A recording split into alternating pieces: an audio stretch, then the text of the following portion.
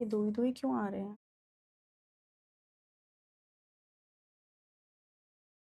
Okay, क्या मैं दिखाई पड़ रही हूँ?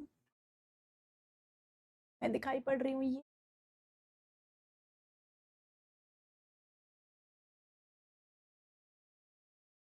हेलो बच्चों, पारी, दिस इज अर्चना राठी। कैसे हैं मेरे सारे प्यारे प्यारे से जमूरे? तो आज के चैट बॉक्स में गुड आफ्टरनून नहीं, आज के चैट बॉक्स में गुड मॉर्निंग लिखा है। Good morning, good morning, good morning, बहुत खूबसूरत गुड मॉर्निंग। क्या हुआ, आज क्यों रहे हो? मैं बहुत ही खूबसूरत गुड मॉर्निंग। अरे आज सुबह क्या हुआ, सूर्या उठा, उठ के बोला मम्मी पेटू में दर्द हो रहा है, पेटू में दर्द हो रहा है। तब से ऐसे ही बोल रहा था और उसके चक्कर चक्कर में मेरे दिमाग से निकल गया कि मेरी आज की क्लास 1:15 से नहीं है, मेरी आज की क्लास 11 बजे से है। भाई फिर सूरज ने याद दिलाया, 11 बजने में 3 मिनट बचे थे, यानी कि 10:57 पे सूरज ने याद दिलाया, अर्चना तेरी class. I was like shit. ओ भाई साहब, फिर जो मैं भागी हूँ भाई, ऐसे जल्दी जल्दी बॉल बना के आ गई बस मैं क्लास लेने। ऐसे ही जल्दी जल्दी बाल बना के क्लास लेने आ गई। Voice is okay? ओके। तो भाई ये हुआ है तुम्हारी मैडम के साथ आज। गुड मॉर्निंग बेटा, good morning, good morning. Sir को याद रहती है, सही में सर को सब कुछ याद रहता है। मैं सूर्या और मिश्री में इतनी खोई रहती हूँ ना, सूरज मुझे हर चीज याद दिलाता है, ये वीडियो बनानी है, ये काम करना है, ऐसे करना है। तो सच्ची में आपके सर बहुत अच्छे हैं। मैं कैसी हूँ, मैं सुबह से बेटा बहुत सारी एक्सरसाइज मैंने करी है, तो गर्दन का पेन धीरे धीरे कम हो रहा है। आज मेरी फिजियोथेरेपी भी है, 2:30 बजे से है, वहां जाऊंगी जल्दी से, जैसे ही क्लास खत्म होगी फट से कैब बुक करूंगी और फिर फिजियोथेरेपी का सेशन लेने जाऊंगी। अभी थोड़ा थोड़ा बेटर होते जा रहा है, जैसे जैसे एक्सरसाइजेस कर रही हूँ। थोड़ा हीट पैड लगाती हूँ। मैं लकी हूँ बिकॉज ऑफ सूरज सर। हाँ यार, लकी तो हूँ। मुझे भी लग रही है वॉइस, सूरज लो। कैमरे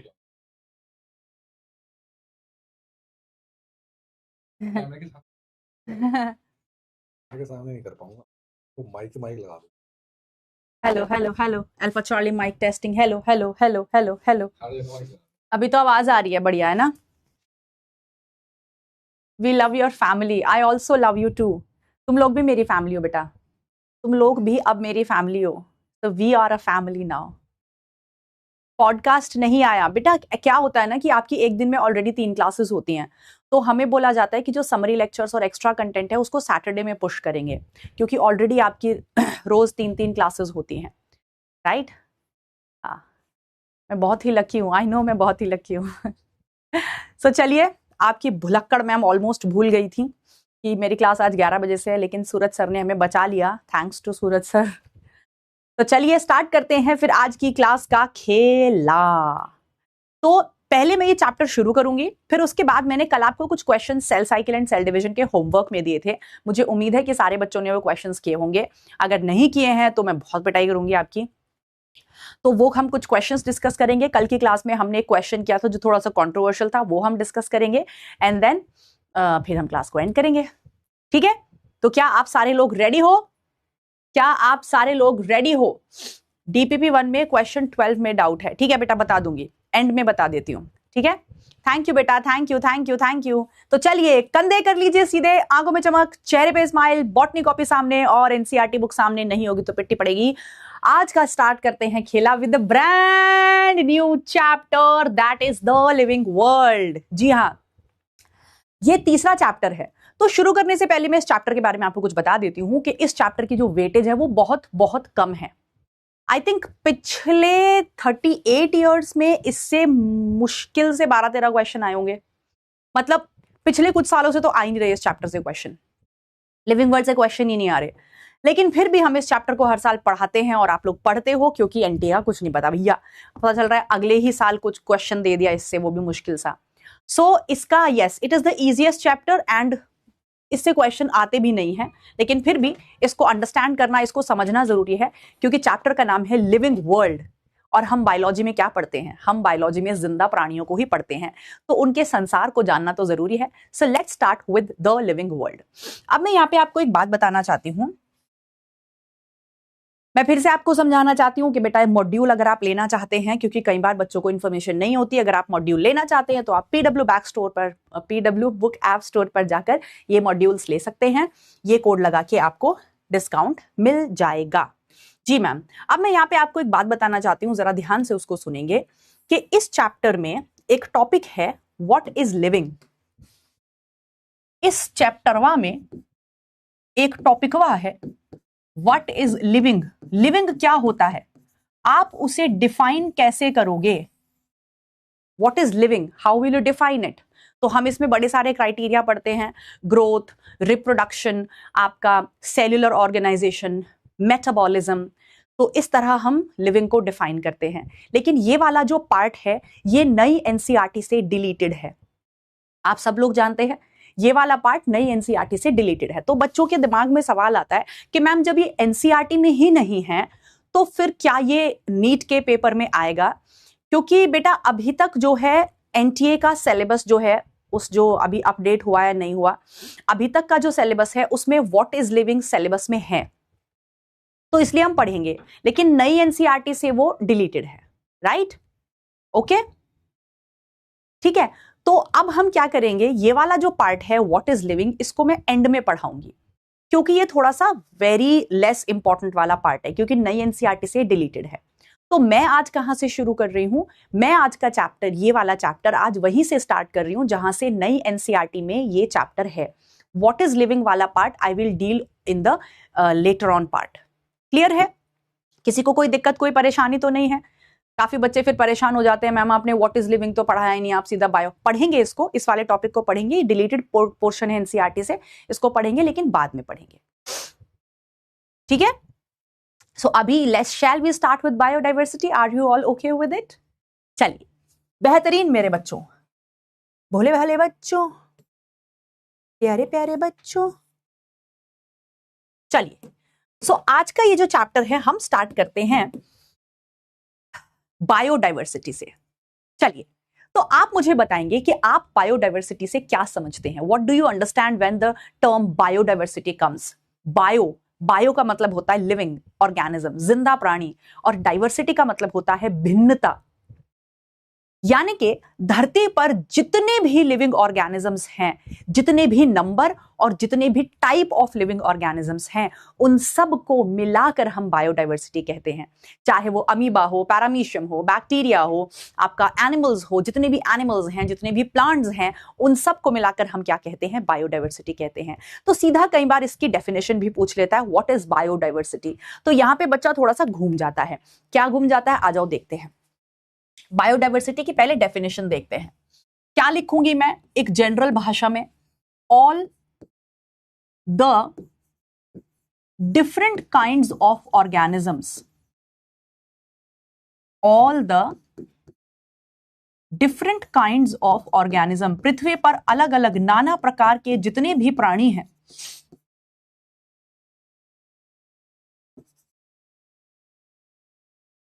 कॉन्स्टिट्यूट्स बायोडाइवर्सिटी। जितने भी नाना प्रकार के प्राणी धरती पर हैं वो सब मिलकर क्या बनाते हैं, वो सब मिलकर बायोडाइवर्सिटी बनाते हैं। ये तो एक जेनेरिक डेफिनेशन है बायोडाइवर्सिटी की, जेनेरिक डेफिनेशन। अब मैं तुम्हें एनसीईआरटी की डेफिनेशन लिख के बताती हूं कि एनसीईआरटी ने क्या लिखा है बायोडाइवर्सिटी को।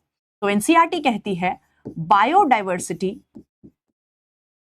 इज रेफर्स टू, बायोडाइवर्सिटी का मतलब होता है to the number, and number, वो नंबर काउंट कर रही है, and types of organism on अर्थ।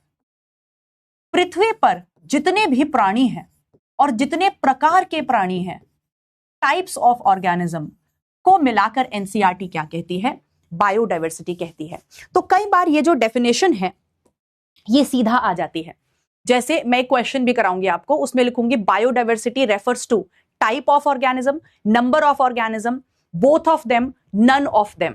तो क्या कहोगे, you will say both of them. According to NCERT, biodiversity refers to the number of organisms present on earth and the types of organism. जितने भी प्राणी धरती पर हैं जितने भी जो उनका नंबर है और जितने प्रकार के प्राणी हैं वो सब मिलकर क्या बताते हैं, बायोडायवर्सिटी को बनाते हैं। जी मैम, तो हमें परिभाषा समझ में आ गई, राइट। हमें ध्यान रखना है एनसीईआरटी नंबर और टाइप्स ऑफ ऑर्गेनिज्म दोनों को मिलाकर बायोडायवर्सिटी कहती है। जी मैडम, यहां पर हमारे साथ खेला हो सकता था लेकिन आपने बचा लिया। मेरा तो काम ही यही है बाबू, हमारे साथ रहोगे तो ऐसे ही बचे रहोगे। चलिए अब हम नेक्स्ट क्वेश्चन देखते हैं, यहां से क्या बनता है। नेक्स्ट क्वेश्चन यहां से बनता है IUCN की डेफिनेशन, इसकी फुल फॉर्म एक बार नीट में आ चुकी है, पूछी जा चुकी है। अब ये IUCN क्या होता है मैम? IUCN एक ऐसी संस्था है, एक ऐसी ऑर्गेनाइजेशन है जो धरती पर प्रेजेंट जितने भी लिविंग ऑर्गेनिज्म हैं उनका लेखा जोखा रखती है, और ये एक बहुत इंपॉर्टेंट बुक रिलीज करती है जिसको हम रेड डेटा बुक कहते हैं, जो बहुत सारी बातों को समझाती है कि धरती पर कितने प्राणी हैं, उनमें से कितने विलुप्त हो गए, एक्सटिंक्ट हो गए, कितने बचे हैं। इन सारी इंफॉर्मेशन का लेखा जोखा यही संस्था, यही ऑर्गेनाइजेशन रखती है। तो इसकी फुल फॉर्म क्या है, आ जाइए देखते हैं। इंटरनेशनल यूनियन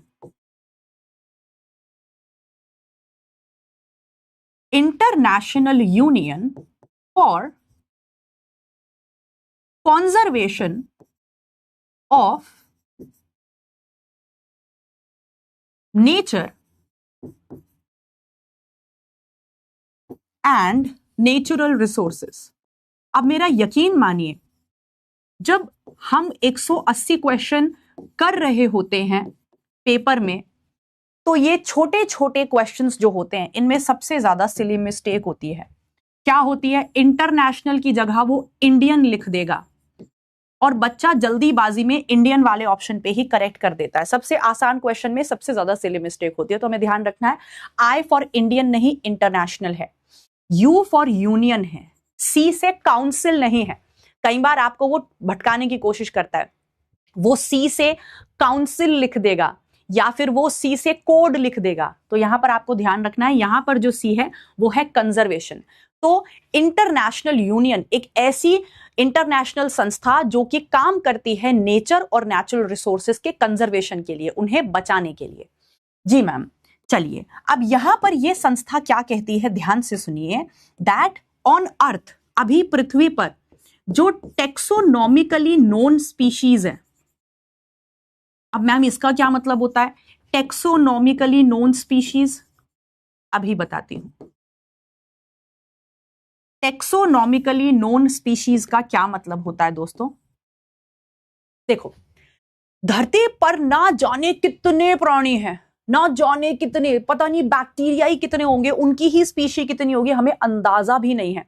जब मैं आपको इकोलॉजी पढ़ाऊंगी ना, आपने तो इकोलॉजी पढ़ भी ली होगी, थोड़ी बहुत तो पढ़ी होगी बोर्ड्स के लिए भी, तो इकोलॉजी में एक डेटा दिया हुआ है कि कुछ साइंटिस्ट ऐसा मानते हैं कि पृथ्वी पर जो स्पीशीज हैं वो 7 मिलियन है, कुछ ऐसा मानते हैं 20 से 30 मिलियन है, काफी सारे साइंटिस्ट ऐसा मानते हैं कि अभी तक हमने 50% स्पीशीज डिस्कवर ही नहीं करी। तो टेक्सोनॉमिकली नोन स्पीशीज का मतलब क्या है? ऐसी स्पीशीज जिन्हें हमने डिस्कवर कर लिया है और उनका हमने एक नाम रख दिया है और हमें उनके बारे में सब कुछ पता है। टेक्सोनॉमिकली नोन का मतलब होता है ऐसी स्पीशीज जो डिस्कवर हो चुकी हैं, जिनके बारे में हम जानते हैं, जिनका एक स्पेसिफिक साइंटिफिक नेम है और जिनका डिस्क्रिप्शन पूरा का पूरा हमारे पास है। तो जो ये टेक्सोनॉमिकली नोन स्पीशीज हैं, अकॉर्डिंग टू IUCN अभी करंटली धरती पर कितनी है? 1.7 to 1.8 मिलियन स्पीशीज हैं, ये रेंज दी गई है।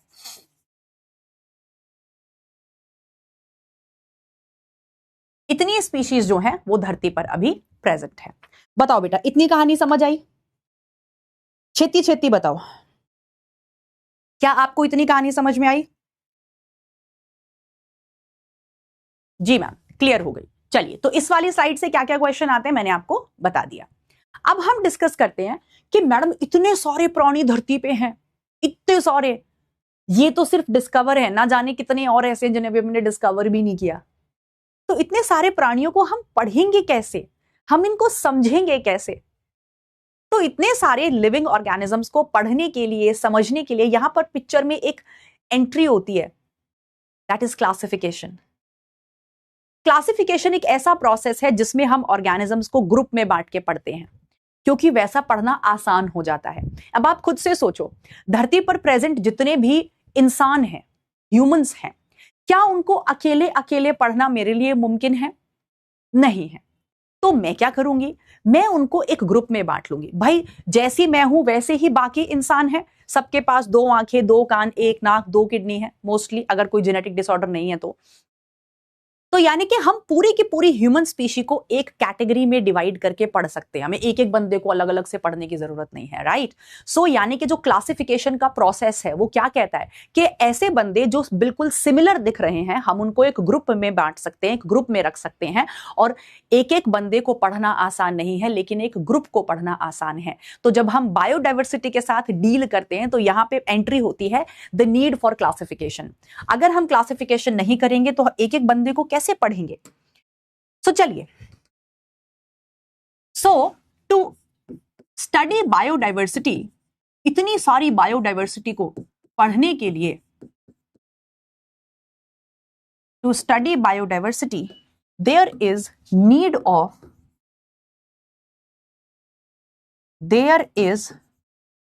Need of classification. हमें क्लासिफिकेशन की जरूरत पड़ेगी ही पड़ेगी बाबू मोशाय। जी मैम। अब क्या मैम आप हमारे लिए क्लासिफिकेशन को डिफाइन कर सकते हैं? जी बिल्कुल करेंगे। चलिए, let us define the process of classification. Classification का मतलब क्या होता है बेटा? Dividing organisms into groups, dividing organisms into groups. Organisms को ग्रुप्स में जब हम बांट देते हैं ताकि उनको पढ़ना आसान हो जाए अपनी सहूलियत के लिए। Dividing organisms into groups based on similarities, जो एक जैसे लगते हैं उनको एक ग्रुप में रखना क्या कहलाता है? क्लासिफिकेशन कहलाता है, राइट? जी मैम, इतनी बात तो हमें समझ में आती है मैम।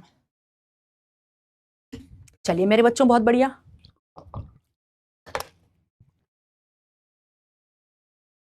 अब क्लासिफिकेशन करने के लिए मैम क्या कोई हमने स्पेशल ब्रांच ऑफ साइंस बनाई है? आपने हमें ये तो समझा दिया क्लासिफिकेशन का प्रोसेस कैसा होता है, ऑर्गेनिजम्स को बांट देना, राइट। लेकिन हर चीज के लिए एक स्पेसिफिक ब्रांच ऑफ साइंस है। क्या इस क्लासिफिकेशन के प्रोसेस को डील करने के लिए भी कोई स्पेसिफिक ब्रांच ऑफ साइंस है? जी हाँ है। उस ब्रांच ऑफ साइंस का नाम है मेरे बच्चों taxonomy. So let us define taxonomy here. Taxonomy क्या हुई मैडम? हम कहेंगे बेटा ब्रांच ऑफ साइंस, ये वो ब्रांच ऑफ साइंस है which deals with the process of classification.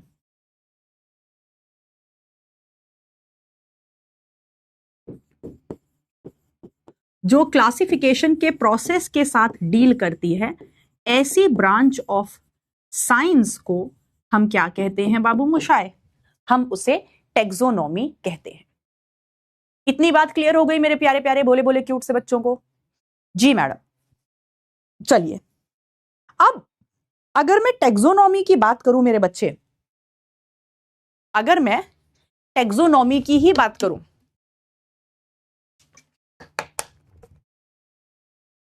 तो जब टेक्सोनॉमी पिक्चर में आई, ध्यान से सुनना, जब हमने इस काम को करना सीखा कि भाई चलो ऑर्गेनिजम्स को ना ग्रुप में बांटना शुरू करते हैं, तो जब टेक्सोनॉमी पिक्चर में आई शुरुआती दौर में हम क्या करते थे? हम सिर्फ मॉर्फोलॉजी के बेसिस पर ऑर्गेनिज्म को ग्रुप्स में बांट देते थे। मॉर्फोलॉजी का क्या मतलब होता है? बाहर से कैसा दिख रहा है ऑर्गेनिज्म, उसके एक्सटर्नल फीचर कैसे हैं। अच्छा, इसके पास 2 आंखें हैं, 2 कान है, 1 नाक है और पूरे पैरों पर चलता है, यार ये तो इंसान जैसा लग रहा है, चलो इसको इंसान वाले ग्रुप में डालते हैं, राइट? जी मैम। तो शुरुआती दौर में जब टेक्सोनॉमी पिक्चर में आई तो सिर्फ हम मॉर्फोलॉजी के बेसिस पर जो है ऑर्गेनिज्म को क्लासिफाई करते थे, ग्रुप्स में बांटते थे। लेकिन धीरे धीरे टेक्सोनॉमी एडवांस होती गई, तो हम एक्सटर्नल फीचर्स तो देखते ही थे, लेकिन उसके साथ साथ हमने इंटरनल फीचर्स को भी देखना शुरू कर दिया, यानी कि अंदर से प्राणी कैसा है, उसकी एनाटॉमी कैसी है। एनाटॉमी का मतलब क्या होता है? जब हम अंदर से किसी इंसान को देखते हैं, भाई अच्छा किडनी है, भैया लंग्स हैं, भैया सेल्स किस तरह के हैं, टिश्यू किस तरह का है, टिश्यू सिस्टम किस तरह का है इस प्राणी के अंदर, तो एनाटॉमी। यही नहीं, हमने उनका इकोलॉजिकल इंफॉर्मेशन भी देखा। मैम इकोलॉजिकल इंफॉर्मेशन क्या होता है? वो कहाँ पाए जाते हैं, किस तरह का नेचर रखते हैं, किस तरह नेचर में वो फीड करते हैं, वो खाना खुद का खुद बनाते हैं या कहीं से खाते हैं, वो प्रोड्यूसर हैं या कंज्यूमर हैं, तो उनकी पूरी इकोलॉजिकल इंफॉर्मेशन हमने देखी। फिर यही नहीं, हमने उनकी साइटोलॉजी भी देखी, माने उनके सेल का स्ट्रक्चर भी देखा। धीरे धीरे माइक्रोस्कोपी एडवांस होती चली गई, तो हमने उनके सेल के स्ट्रक्चर को भी जज करना शुरू कर दिया। कैसा सेल है, इनके सेल के अंदर क्या क्या मटेरियल प्रेजेंट है, तो साइटोलॉजी भी कंसीडर करने लगे। एम्ब्रियोलॉजी भी कंसीडर करने लगे बेटा। एम्ब्रियोलॉजी का मतलब इनके अंदर एम्ब्रियो डेवलपमेंट कैसे होता है, किस प्राणी के अंदर एम्ब्रियो किस तरह डेवलप हो रहा है। तो जैसे जैसे टेक्सोनॉमी डेवलप होती गई, एडवांस होती गई, हम बहुत सारी चीजों को इंक्लूड करते गए और उनके बेसिस पर ऑर्गेनिजम्स को क्लासिफाई करते गए। जी मैम, तो आ जाइए अब हम डिस्कस करते हैं टाइप्स ऑफ टेक्सोनॉमी। तो एनसीईआरटी कहती है कि जो हमारी टेक्सोनॉमी है मेरे बच्चों, वो भी दो तरह की हो सकती है। It can be classical taxonomy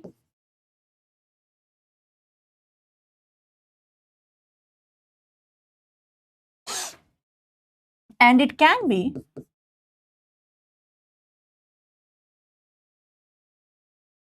modern taxonomy.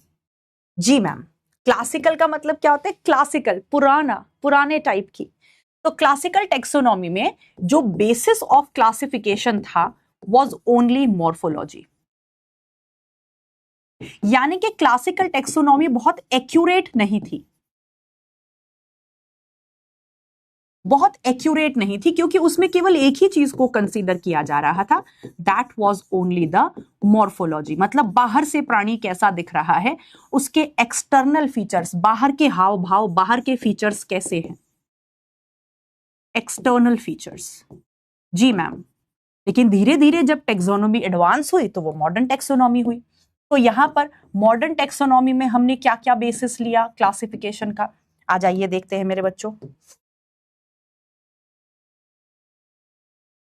यहां पर हमारा बेसिस ऑफ क्लासिफिकेशन रहा, सबसे पहले मॉर्फोलॉजी तो हम लेंगे ही, मॉर्फोलॉजी को हमने छोड़ा नहीं, उसको तो पकड़ के रखा, लेकिन साथ में और चीजों को ऐड कर लिया, जैसे एनाटॉमी।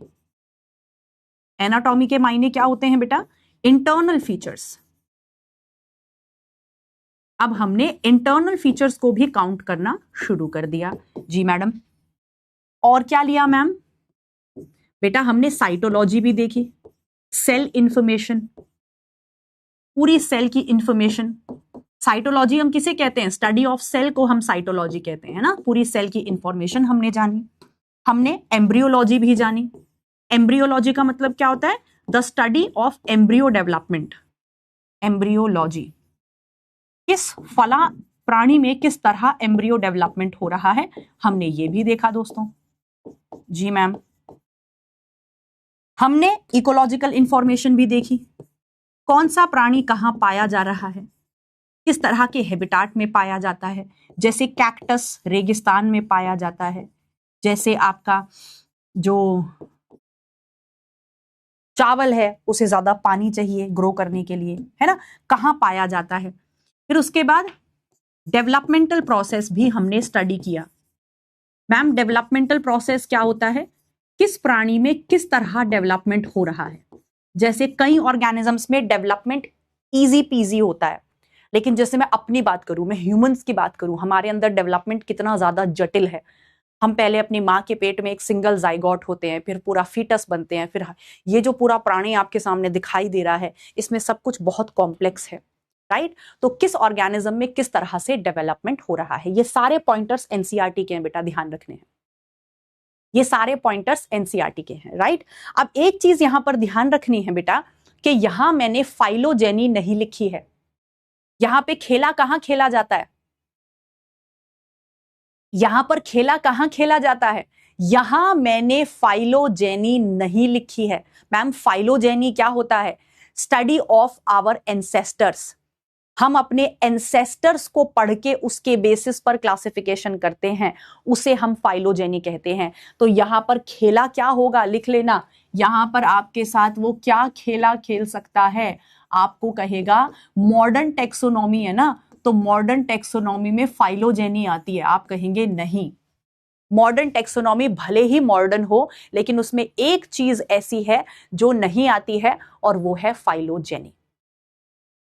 आपको वो कंफ्यूज करेगा। यूएफओ फाइल्स में हम ह्यूमंस है ना, वो आपको खेला खेलेगा। और आप क्या कहोगे, भक, हमारी मैम ने बताया था कि मॉडर्न टेक्सोनॉमी भले ही मॉडर्न हो, पर वो इतनी भी मॉडर्न नहीं हुई कि उसमें हमने फाइलोजेनी इंक्लूड कर ली। फाइलोजेनी इंक्लूड नहीं हुई।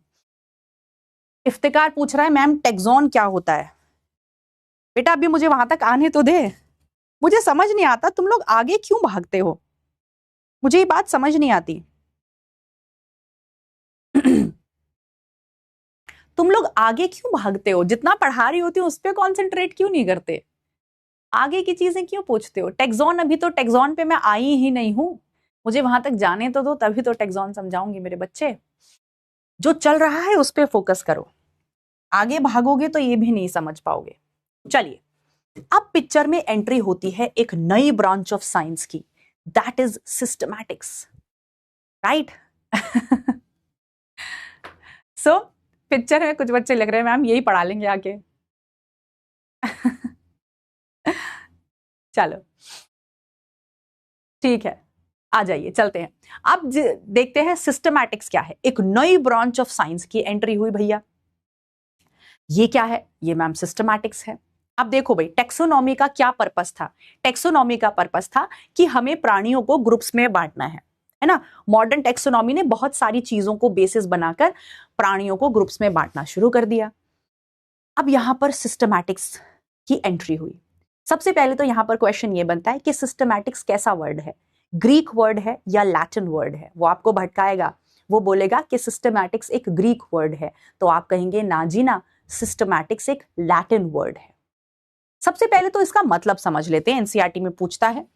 ये एक लैटिन वर्ड है, इस शब्द का मतलब क्या होता है, what is the meaning of systematics, इसका मतलब क्या है। हर एक शब्द का एक मतलब होता है। ये एक लैटिन वर्ड है और इसका मतलब होता है सिस्टमैटिक अरेंजमेंट ऑफ ऑर्गेनिजम्स। जब हम ऑर्गेनिजम्स को सिस्टमैटिकली अरेंज करते हैं, ग्रुप्स में बांटते हैं, तो उस सिस्टमैटिक अरेंजमेंट ऑफ ऑर्गेनिजम्स को हम सिस्टमैटिक्स कहते हैं। ठीक, चलिए, एक तो यही सवाल सीधा बनता है, ये ग्रीक वर्ड है या लैटिन वर्ड है, ये आपको ध्यान रखना है। फिर इसका मतलब क्या है, ये आपको ध्यान रखना है।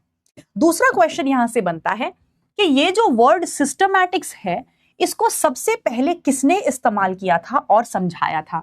तो आप बोलेंगे this word systematics was first used in the book। इस शब्द को सबसे पहले एक किताब में इस्तेमाल किया गया था, और उस किताब का नाम क्या था, उस किताब का नाम था Systema नेचुरी। Systema नेचुरी, this was the name of the book. इस किताब में सबसे पहले इस शब्द का जिक्र हुआ और बताया गया। अब मैडम, ये जो किताब है ये किसने लिखी थी। So this book was written by the scientist Carolus Linnaeus. इस किताब को लिखने वाले कैरोलस लीनियस थे। कई बार इनका नाम कैरोलस लीनियस लिखा रहता है और कई बार कार्ल वॉन लीनियस लिखा रहता है। एक ही बात है, उसमें कंफ्यूज होने की जरूरत नहीं है। ठीक है जी मैम। चलिए, अब बात आती है कि ये जो सिस्टमैटिक्स है मैम, इस ब्रांच ऑफ साइंस को हम पिक्चर में क्यों लेकर आए, what was the purpose of this branch of science. तो ध्यान से सुनेंगे अब जो मैं बोलने जा रही हूं। इस ब्रांच ऑफ साइंस का मकसद क्या था। जो शुरुआती मकसद था, जब हर एक चीज का जो शुरुआती पर्पस होता है वो कुछ और होता है, फिर धीरे धीरे महत्वाकांक्षाएं बढ़ती जाती हैं, फिर बड़ा होती जाती है कोई भी चीज, राइट। ऐसे ही जब सिस्टमैटिक्स पिक्चर में आई तो उसका पर्पस क्या था कि हम अलग अलग प्राणियों को पढ़ेंगे, to study the diversity of organisms, कि पृथ्वी पर कितने नाना प्रकार के, कितने अलग अलग तरीके के ऑर्गेनिजम्स हैं, हम उसको स्टडी करेंगे। इसके लिए इस सिस्टमैटिक्स ब्रांच को बनाया गया। लेकिन धीरे धीरे ये ब्रांच इतनी ज्यादा बढ़ती गई, एक्सटेंड हो गई, कि इसका जो स्कोप है, इस ब्रांच का जो स्कोप है, वो केवल ऑर्गेनिजम्स की डाइवर्सिटी पढ़ने तक सीमित नहीं रहा। इसने क्लासिफिकेशन के प्रोसेस को भी अपने अंदर निगल लिया, यानी कि इसने टेक्सोनॉमी को भी अपने अंदर ही इंक्लूड कर लिया। तो शुरुआत तो इससे हुई थी कि we will study the diversity of organisms, पर धीरे धीरे इस ब्रांच ऑफ साइंस का स्कोप इतना बढ़ गया कि इसने क्लासिफिकेशन के प्रोसेस को भी अपने अंदर ही इंक्लूड कर लिया और टेक्सोनॉमी को भी अपने अंदर ही इंक्लूड कर लिया। लेकिन ये जो सिस्टमैटिक्स है, ये टेक्सोनॉमी से अलग कैसे है, ये ध्यान से सुनेंगे। टेक्सोनॉमी में हम, जब टेक्सोनॉमी मॉडर्न हो गई तो हम उसमें developmental process, ecological information, cytology, embryology, ये सब पढ़ने लगे।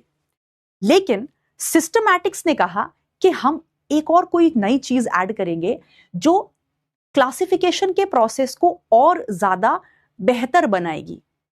तो हमारा जो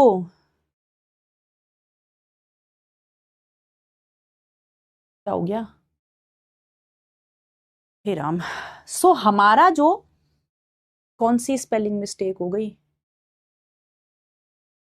भाई, क्या हो गया, इतना तेज कहां पढ़ा रही हूं मैं, इससे धीरे पढ़ाऊंगी तुम सो जाओगे भाई।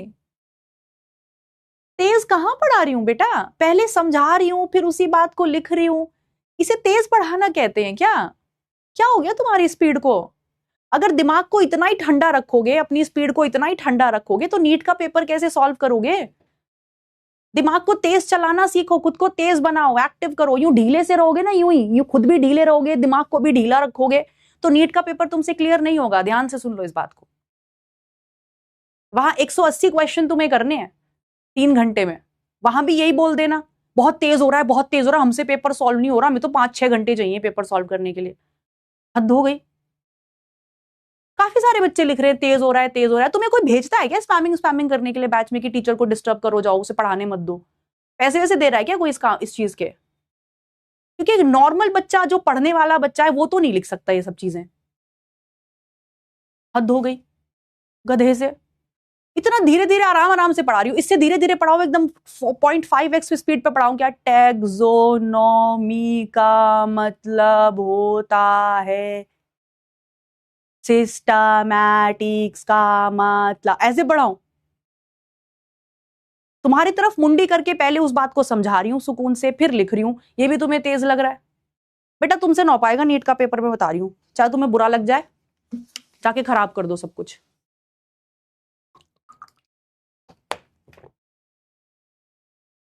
गधे से किसी बात में खुशी नहीं है, कैसे ही पढ़ा लो।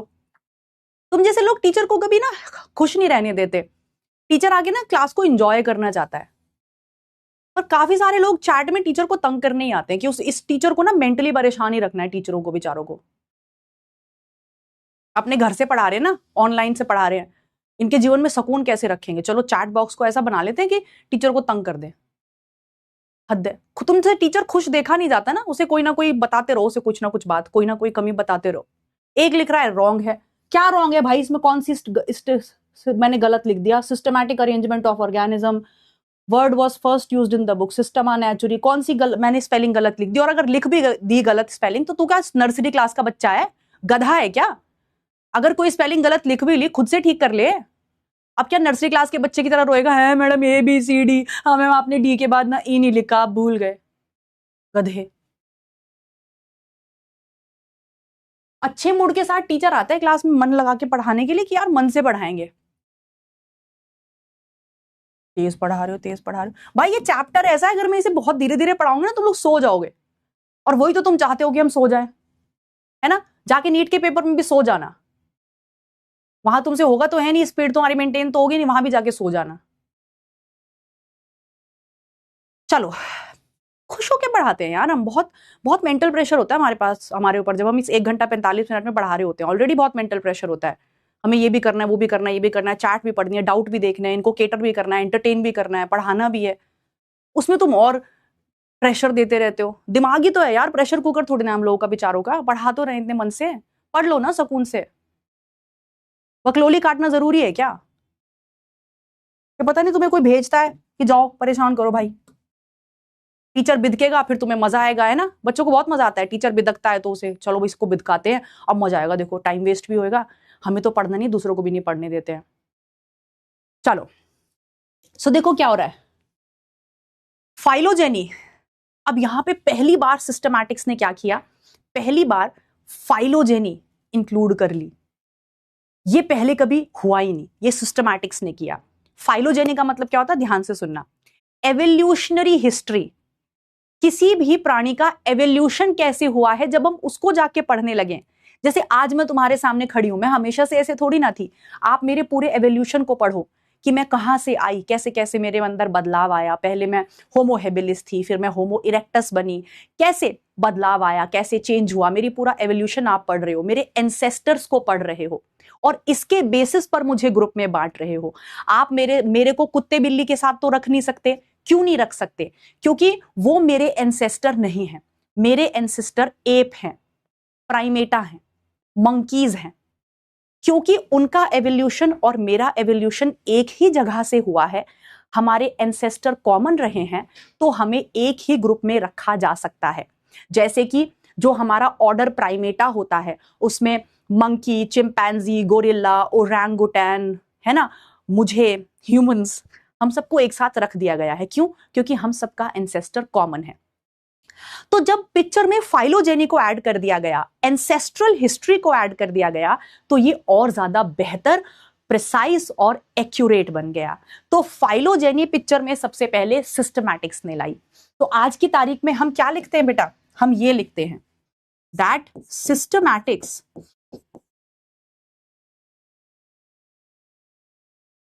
is equal to taxonomy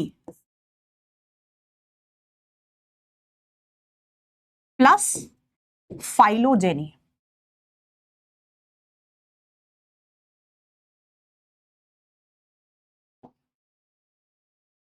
ये सिस्टमैटिक्स है। इसने अब टेक्सोनॉमी को तो अपने अंदर इंक्लूड कर ही लिया, लेकिन उसको फाइलोजेनी के साथ और ज्यादा बेहतर बना दिया। अब मैम ये फाइलोजेनी क्या होता है? आ जाइए फाइलोजेनी की डेफिनेशन लिखते हैं। Phylogeny is branch of science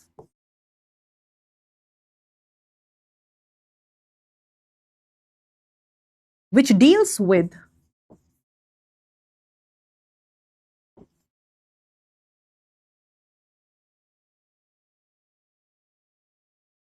ancestral history। Ancestral हमारे पूर्वजों के बारे में जो पढ़ रही है, और एवोल्यूशनरी हिस्ट्री। अब इसमें रोने मत लग जाना मैम, एवोल्यूशनरी हिस्ट्री का क्या मतलब हुआ? भाई हमारा एवोल्यूशन कैसे हुआ?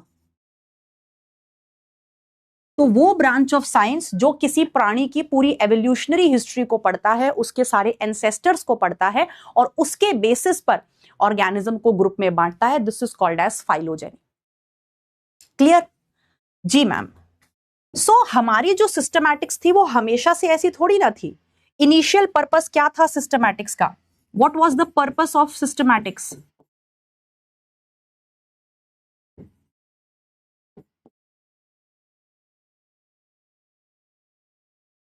सिस्टमैटिक्स का पर्पस क्या था? आ जाइए लिखते हैं, to study the diversity of organisms.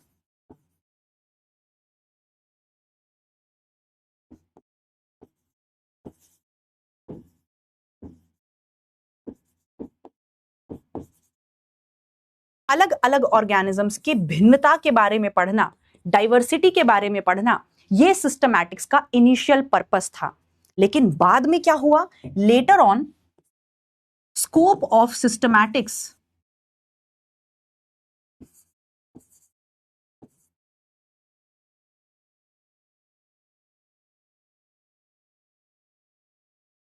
Was enlarge मतलब इसका जो स्कोप है वो बढ़ता ही गया, और इसने किसको इंक्लूड कर लिया? And it included classification and taxonomy. इसने अपने अंदर क्लासिफिकेशन को भी समा लिया एंड टेक्सोनॉमी। समझे?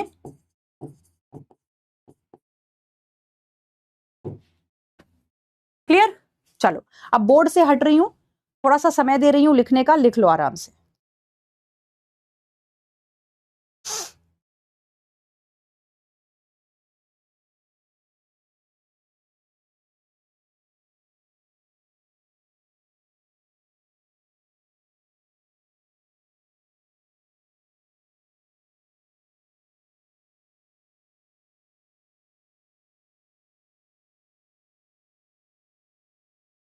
बेटा जीवन में हमें ऐसा बनना चाहिए कि हम खुद भी खुश रहें, अपने आप को हर दिन इंप्रूव करें, हमारी जो कमियां हैं उनकी जिम्मेदारी हम खुद लें, दूसरे पर ना थोपें। अगर आपकी समझने की स्पीड कम है तो उसे बढ़ाओ ना, तेज करो ना। कब तक ढीले पड़े रहोगे यूं ही?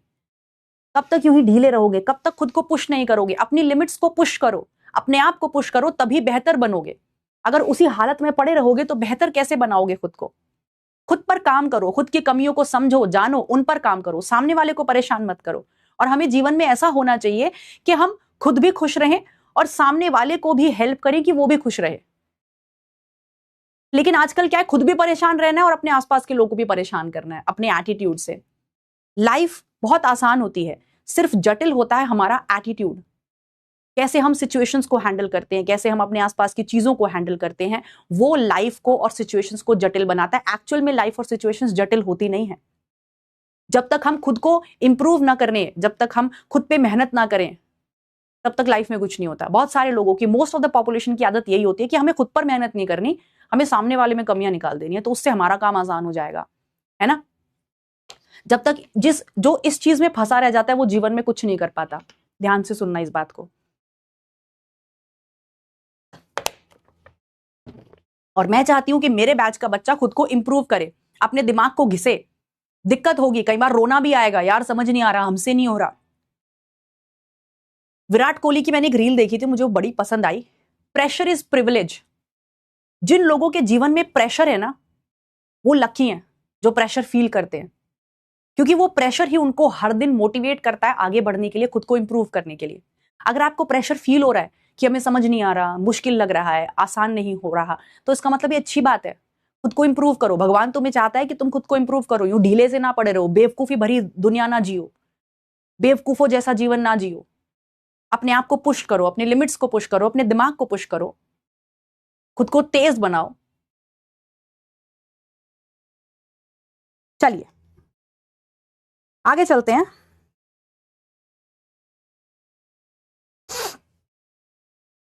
तो सिस्टमैटिक्स तो मैम हमने समझ लिया अच्छे से, इससे क्या क्या क्वेश्चन आते हैं हमें ये भी समझ लिया है। अब हम चलते हैं स्टेप्स ऑफ टेक्सोनॉमी। मतलब कि जब भी हम किसी ऑर्गेनिज्म को क्लासिफाई करते हैं, जब भी हम किसी ऑर्गेनिज्म को ग्रुप में बांटते हैं, तो हम कौन कौन से स्टेप्स को फॉलो करते हैं, हम किस तरह ऑर्गेनिज्म को ग्रुप में बांटते हैं। जैसे फॉर इंस्टेंस, मेरे सामने एक प्राणी खड़ा है, मेरे सामने एक ऑर्गेनिज्म खड़ा है, मुझे कुछ नहीं पता उसके बारे में, राइट? मैं जानना चाहती हूं उसको, पढ़ना चाहती हूं, समझना चाहती हूं। तो बताओ आप सबसे पहले क्या करोगे? बताओ। चैट बॉक्स खोल रही हूं मैं, जैसा भी है मेरा अपना चैट बॉक्स है यार, अच्छा बुरा बताओ।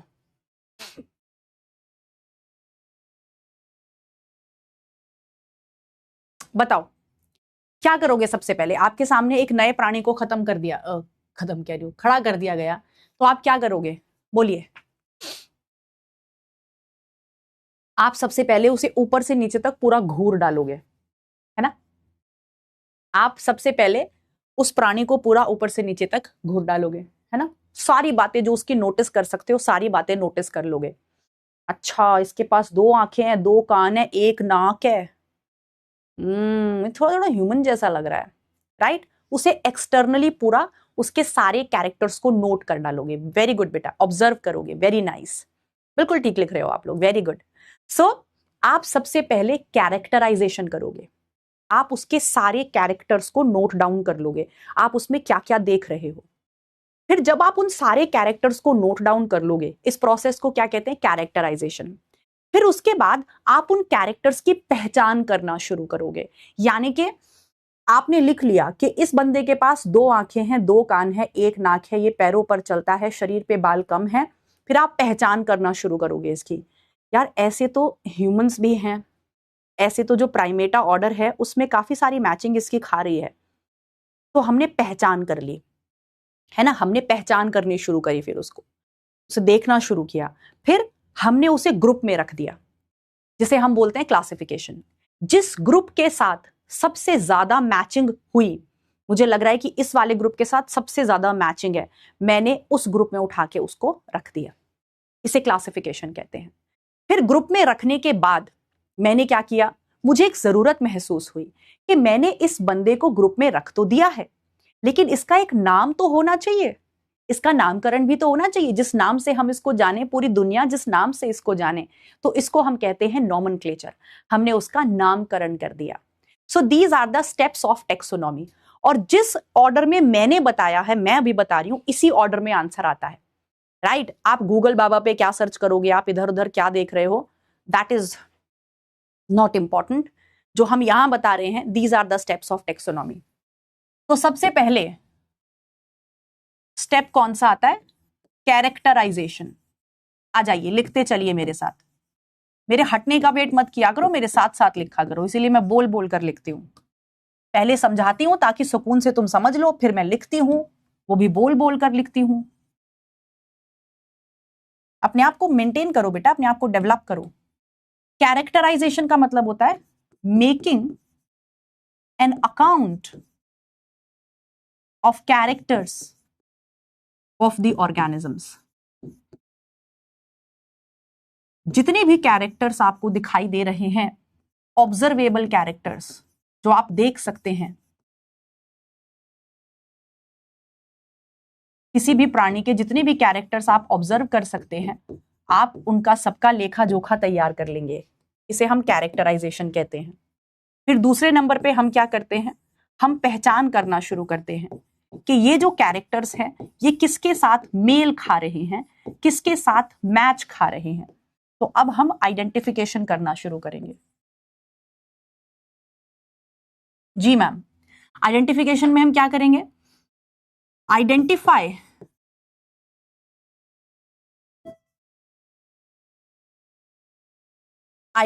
द कैरेक्टर्स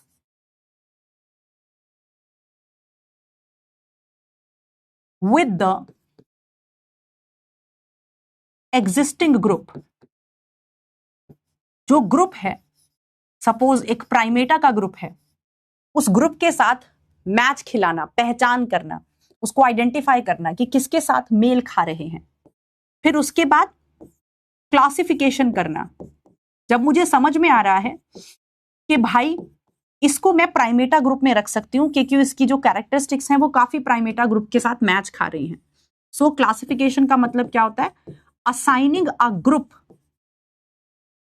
हम एक ऑर्गेनिज्म को एक ग्रुप में डाल देते हैं, assigning a group to the organism based on similarity.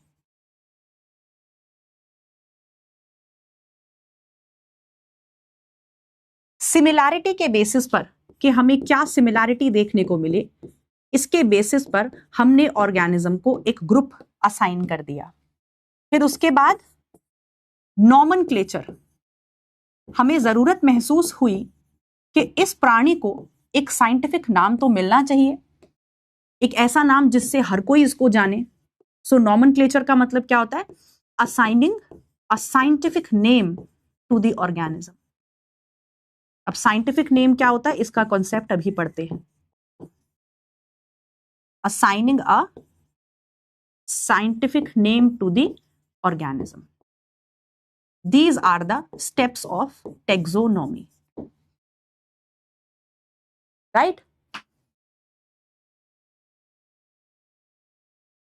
लिख लीजिए, लिख लो बेटा आराम से, फिर मैं आगे चलती हूं।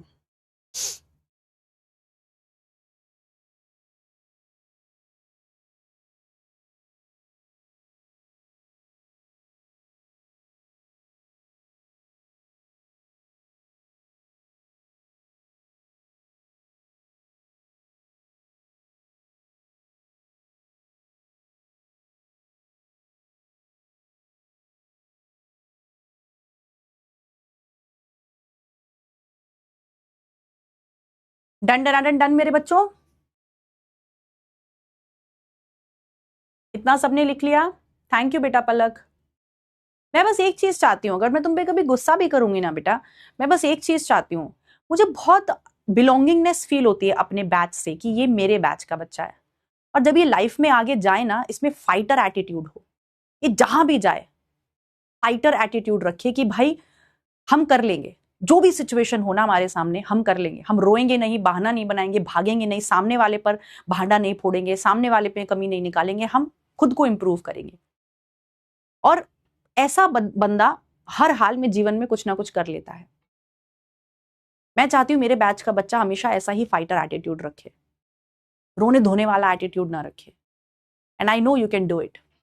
चलिए, आई नो आपने ये लिख लिया होगा, कर लिया होगा। अब चलते हैं आगे। चलिए जी, आर यू रेडी? जी मैम रेडी। अब बात करते हैं नेम्स की। हमने कहा कि ऑर्गेनिज्म का नामकरण तो होना चाहिए ना यार, उसको एक नाम तो मिलना चाहिए। अब बात आती है नामों की। नाम भी दो तरह के होते हैं। जैसे एक आपका लोकल नाम होता है जिसे आप निक नेम कहते हो, और वो रिश्तेदार टू रिश्तेदार चेंज होता है। जैसे अगर मैं अपनी बात बताऊं, मेरे जितने भी रिश्तेदार हैं वो सब गुड़िया कहते हैं।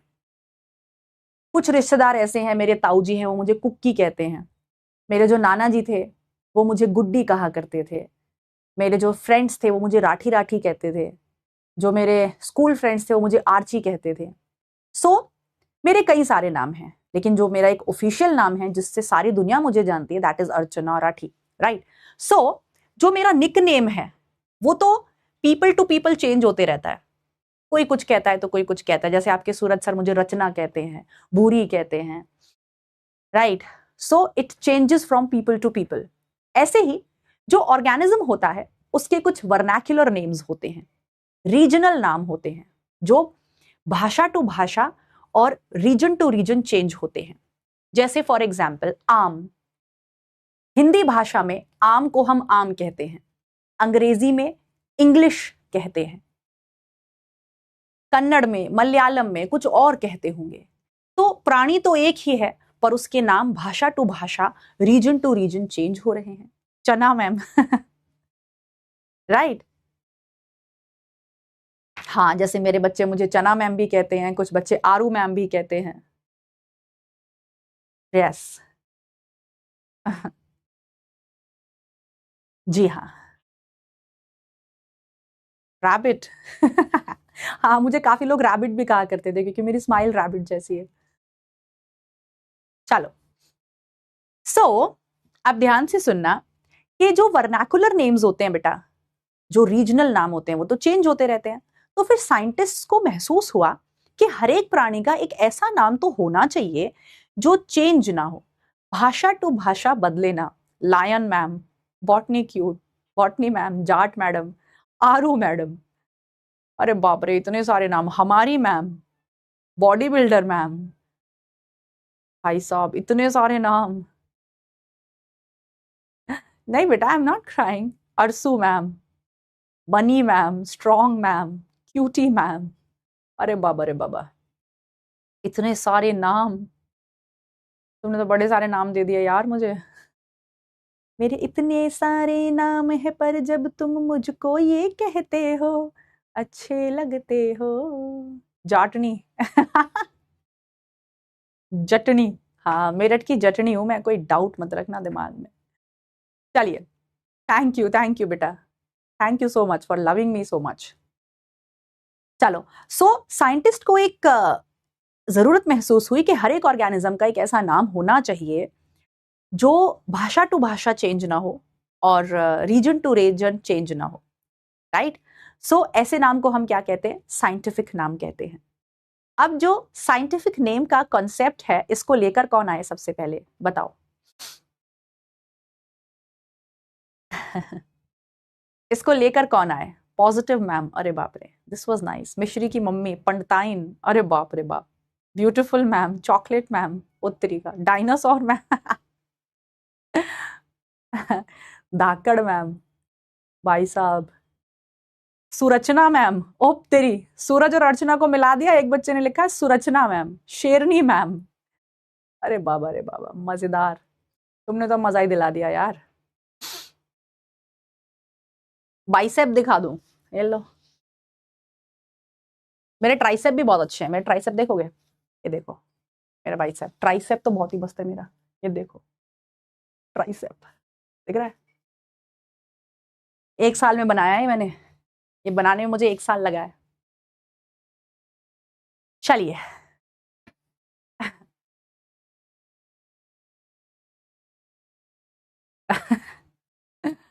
फ्लावर मैम, चलो बकलोल हो एक नंबर के तुम लोग। पर मुझे मजा आता है बैच में आके तुम लोगों से बात करके, कभी गुस्सा करके, कभी प्यार दिखा के, कभी हंस के। I enjoy all the colours in the batch, मुझे बहुत मजा आता है।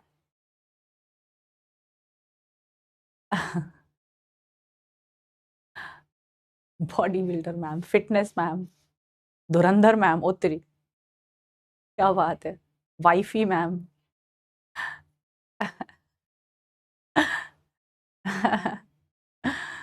Thank you thank you thank you, इतने सारे नामों के लिए बहुत सारा thank you.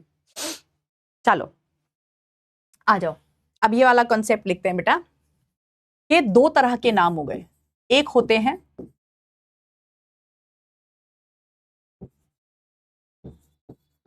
Vernacular names. Ma'am vernacular names क्या हुए, बता देती हूं बेटा। वर्नैक्युलर नेम्स हुए रीजनल नेम्स और लोकल नेम्स।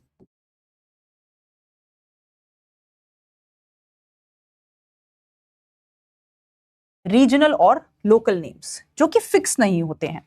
और जो हमारे दूसरे नाम होते हैं उन्हें हम कहते हैं बायोलॉजिकल नेम्स।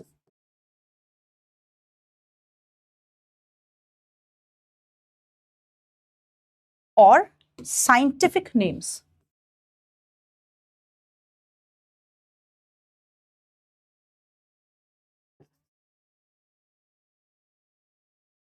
बायोलॉजिकल नेम्स और साइंटिफिक नेम्स।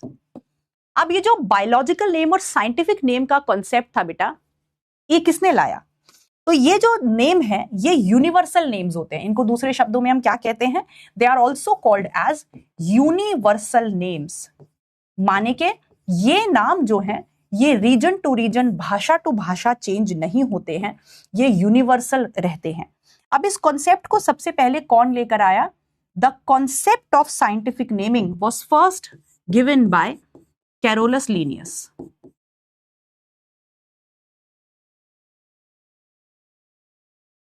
साइंटिफिक नेमिंग का कॉन्सेप्ट हमें देने वाले हमारे कैरोलस लीनियस साहब थे। ठीक है, कई किताबों में कार्ल वॉन लीनियस लिखा रहता है, कई जगह कैरोलस लीनियस लिखा रहता है। एक ही बात है, लीनियस इज इंपॉर्टेंट, राइट। इनको हम क्या कहते हैं? इनको हम फादर ऑफ टेक्सोनॉमी कहते हैं, बाबू मोशाय। He is called as the father of taxonomy. जी मैम। तो इन्होंने हमें समझाया कि साइंटिफिक नेमिंग का कॉन्सेप्ट क्या होता है, किस तरह हम साइंटिफिक नाम बना सकते हैं और वो पूरी दुनिया में एक जैसे होंगे, बदलेंगे नहीं। तो जो इन्होंने साइंटिफिक नेमिंग का कॉन्सेप्ट दिया वो किस नाम से दिया? Under the name of binomial nomenclature. मतलब उन्होंने कहा कि हम एक साइंटिफिक नाम बनाएंगे और हम उस साइंटिफिक नाम के बनाने को क्या बोलेंगे? उस साइंटिफिक नाम को हम बोलेंगे बाइनोमियल नॉमेनक्लेचर। हम उसका नामकरण करेंगे, साइंटिफिक नाम उस प्राणी को देंगे, लेकिन उस नाम के 2 हिस्से होंगे। बाइनोमियल का मतलब क्या होता है बेटा? उस नाम के 2 हिस्से होंगे। पहले हिस्से में हम उसका जीनस बताएंगे और दूसरे हिस्से में हम उसका स्पीशीज बताएंगे। ठीक है मेरे बच्चों? जी मैम।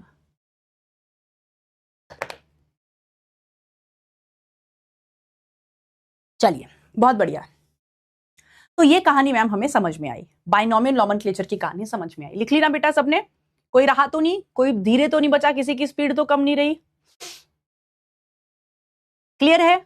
चलिए अब हम समझते हैं बाइनोमियल नॉमेनक्लेचर को। लिख लिया ना बेटा? पक्का पक्का लिख लिया सबने? चलो अब आगे चलते हैं।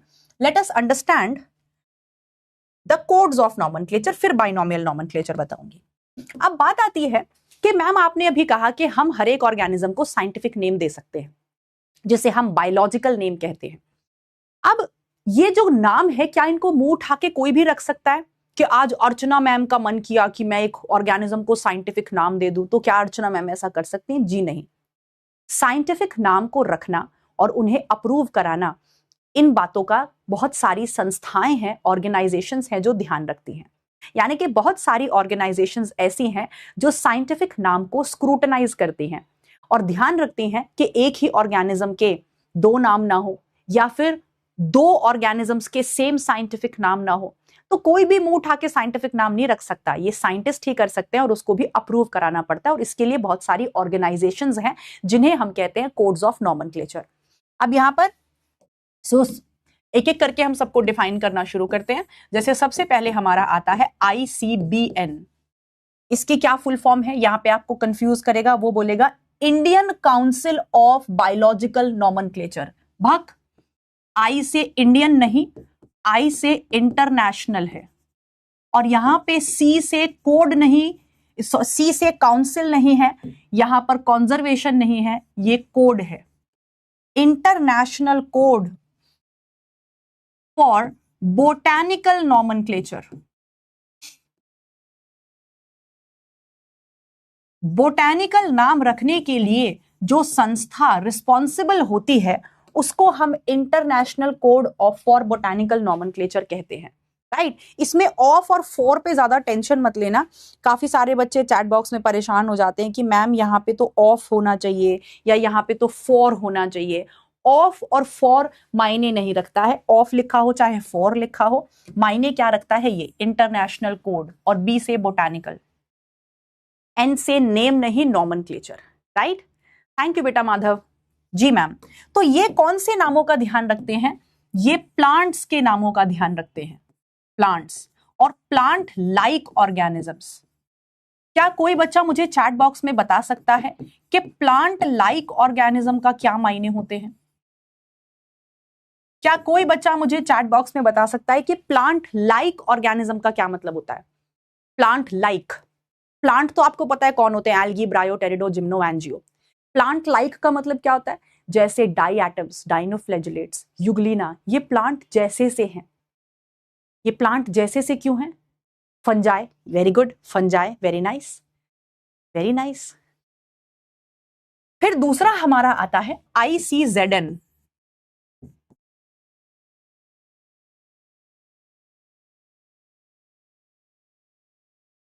International code for zoological nomenclature.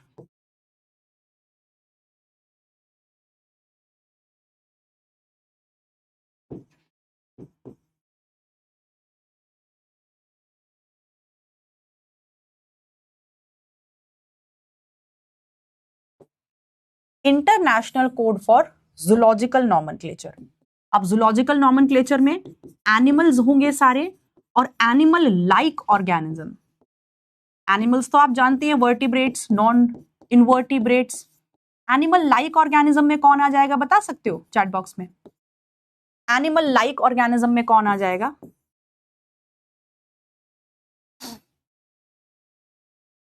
Animal like organism में कौन आ जाएगा, बता सकते हो क्या बेटा?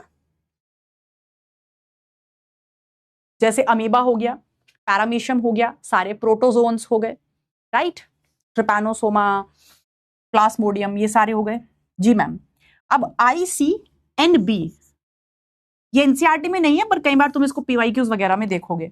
ICNB क्या होता है? International code of nomenclature. International code of nomenclature for bacteria. Bacteria के लिए अलग ही बना दिया है, अलग ही संस्था बना दी है जो सिर्फ बैक्टीरिया के नामों को देखेगी। ऐसे ही एक और है ICVCN। इंटरनेशनल कोड, वायरस के नाम अलग ही संस्था रखती है, क्योंकि वायरस तो सही मायनों में लिविंग भी नहीं होते, है ना, वो तो लिविंग और नॉन लिविंग के बीच में कनेक्टिंग लिंक है। So international code of virus classification for virus classification and nomenclature. तो ये देखो यहां पे सारे प्राणी कवर हो गए। तो ये कुछ ऐसी संस्थाएं हैं, कुछ कोड्स हैं जो साइंटिफिक नामों को ध्यान रखते हैं, उन्हें स्क्रूटिनाइज करते हैं। क्लियर है मेरे बच्चों? क्लियर है? लिख लो इसको सुकून से, फिर आगे चलते हैं। घबराना नहीं है, परेशान नहीं होना बेटा, गुस्सा नहीं आना चाहिए। घबराते नहीं है कभी किसी सिचुएशन से, परेशान नहीं होते हैं। मस्त चलते रहो जीवन में, अडेप्ट करते रहो, खुद को बेहतर बनाते रहो, सब बढ़िया हो जाता है धीरे धीरे।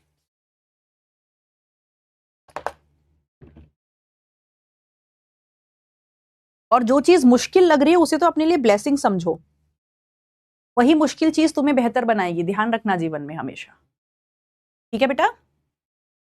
चलिए, उम्मीद है सारे बच्चों ने छाप लिया होगा। कोई दिक्कत, कोई परेशानी? यहां से क्या खेला खेलेगा आपके साथ? आई से इंडियन कर देगा, सी से काउंसिल कर देगा, नहीं, international code, botanical nomenclature, zoological nomenclature, bacteria, right? 1 घंटा हो गया, पता भी नहीं चला। थैंक यू बेटा।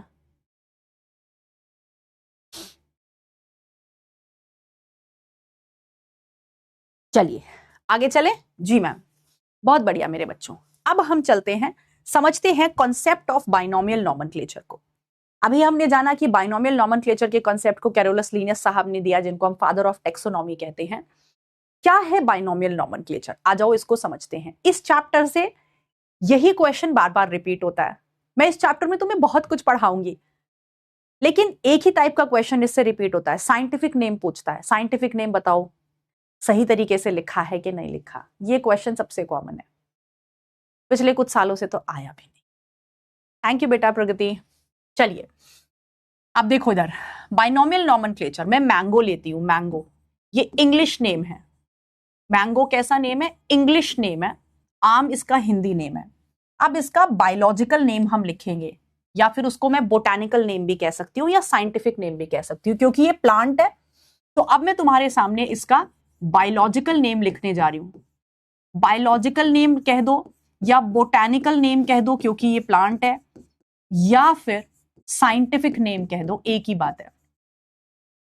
तो अगर मुझे मैंगो का बोटानिकल नेम लिखना है, साइंटिफिक नेम लिखना है या बायोलॉजिकल नेम लिखना है, ये तो इसका इंग्लिश नेम है, तो उसके लिए मेरे सामने एक खांचा होता है, एक सिस्टम होता है। उस सिस्टम को मैं बाइनोमियल नॉमेनक्लेचर कहती हूं। तो जब मैं इस सिस्टम के हिसाब से मैंगो का साइंटिफिक नाम लिखूंगी तो मैं कुछ इस तरह लिखूंगी, देखिएगा, मेंजीफेरा इंडिका।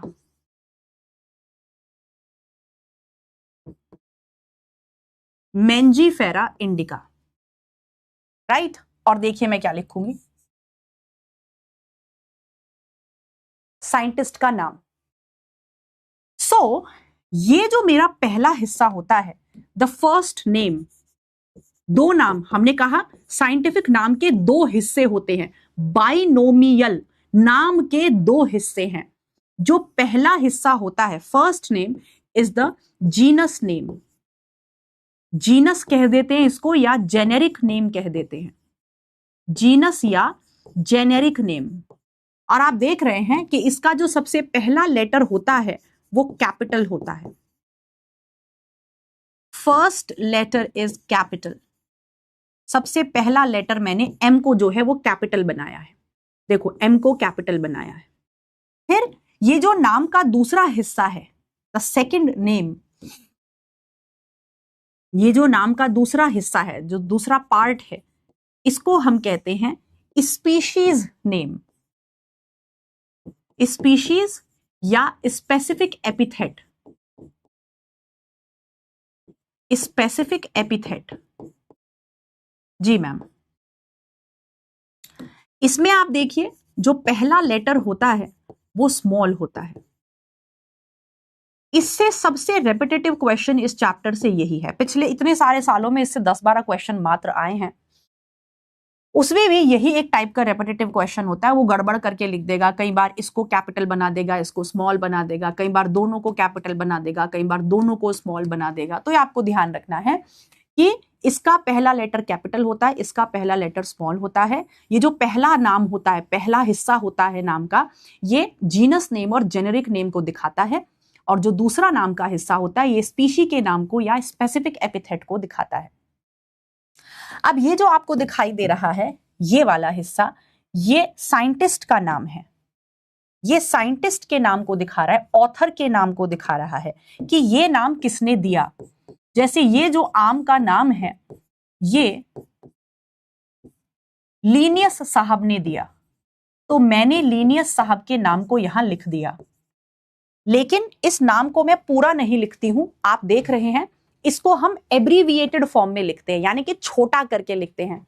मैंने लीनियस को छोटा करके डॉट लगा दिया, पूरा नाम कभी नहीं लिखते, उसको एब्रीविएटेड फॉर्म में लिखते हैं। और ध्यान दीजिएगा कि ये नाम का हिस्सा नहीं होता है, ये लिखना ऑप्शनल होता है।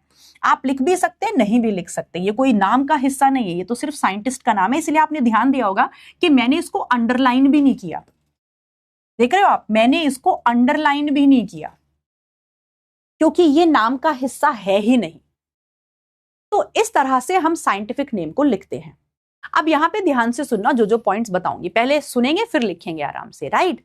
देखो बेटा, ये जो हमारे साइंटिफिक नाम है, अब हमें बड़ी दिक्कत थी भाई कि नाम भाषा टू भाषा बदल जाते हैं, अंग्रेजी में कुछ और, मलयालम में कुछ और, कन्नड़ में कुछ और, हिंदी में कुछ और। तो साइंटिफिक नाम रखने के लिए एक भाषा का चुनाव होना चाहिए, एक ऐसी भाषा होनी चाहिए जो कभी बदले ही ना। जैसे हिंदी कितना ज्यादा इवॉल्व हो रही है, हिंदी भाषा बहुत इवॉल्व हुई है क्योंकि वो रोजमर्रा में बोली जाती है।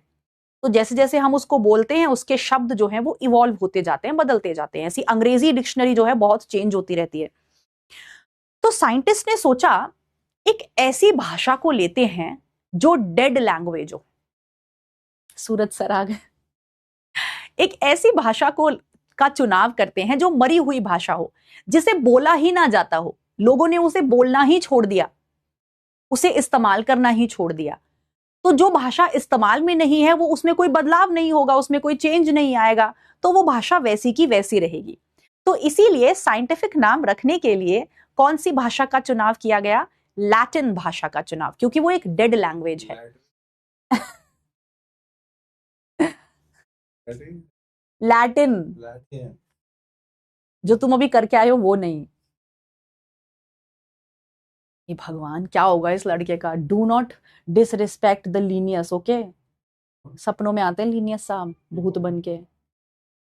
लैटिन को कुछ और ही बता रहे भाई साहब, कुछ और ही, जो करके आया है वो बता रहे। लेटिन देख रहे हो तुम। चलिए, इंडिया गॉट लैटिन, यहां भी तो कुछ नहीं बदल रहा, सब कुछ वैसा ही है। तो बिल्कुल लैटिन भाषा की तरह ही India also got Latin, because nothing is changing, है ना, nothing is changing. Sir is very funny. चलिए, सो लैटिन भाषा को इसीलिए चुना गया क्योंकि कुछ नहीं बदल रहा, हमारे देश की तरह यहाँ भी कुछ नहीं बदल रहा, सब वैसा का वैसा ही चलता आ रहा है, वैसा ही है।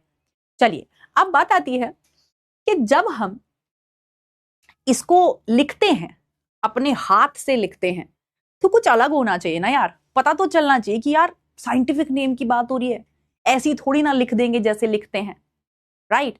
तो इसको किसी अच्छे स्पेशल तरीके से लिखते हैं।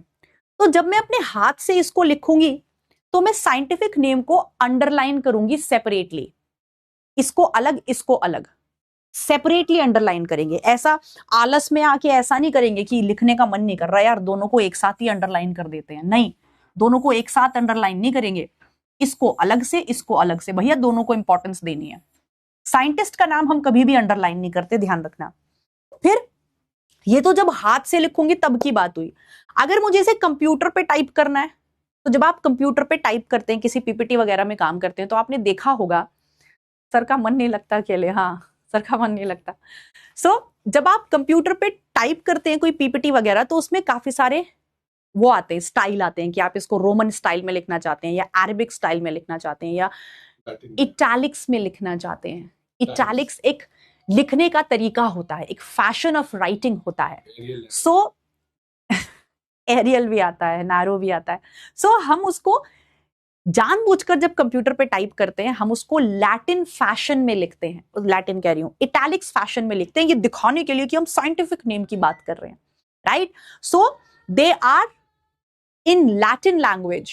हम उसको, भाषा हमेशा लैटिन होती है, उसको लिखने का तरीका इटैलिक्स फैशन में होता है। हाथ से लिखेंगे तो इटैलिक्स में तो नहीं लिख सकते, तो सेपरेटली अंडरलाइन करते हैं, राइट? जी मैम। अब एक चीज यहां पे ध्यान रखनी है मेरे बच्चों, कि जो ये साइंटिस्ट का नाम है ना, तो हम इसको इटैलिक्स में लिखते हैं, जब कंप्यूटर पे टाइप करते हैं इसको इटैलिक्स में नहीं, रोमन फैशन में लिखा जाता है। जब इसको हाथ से लिखते हैं इसको अंडरलाइन भी नहीं करते, क्योंकि ये स्पेशल नहीं है, जिसने नाम दिया वो स्पेशल नहीं है, नाम स्पेशल है, राइट? और ना ही इसे लैटिन भाषा में लिखते हैं। अगर मेरा नाम अर्चना है तो अर्चना ही लिखा जाएगा। ऐसा नहीं है कि अर्चना नाम को लैटिन भाषा में बदलेंगे, उसे लैटिनाइज करेंगे, तब जाके यहां लिखेंगे अर्चना का नाम लैटिन भाषा में। क्या हो सकता है सूरज मेरा नाम लैटिन भाषा में? बताना। बताओ, अगर मेरा नाम लैटिन भाषा में हो तो क्या हो? अपनी इमेजिनेशन दिखाओ चैट बॉक्स में। अगर मेरा नाम, मैं कहूं मुझे लैटिन में बदल के, लैटिनाइज करके लैटिन भाषा में लिखना है, तो क्या लिखोगे मेरे नाम को?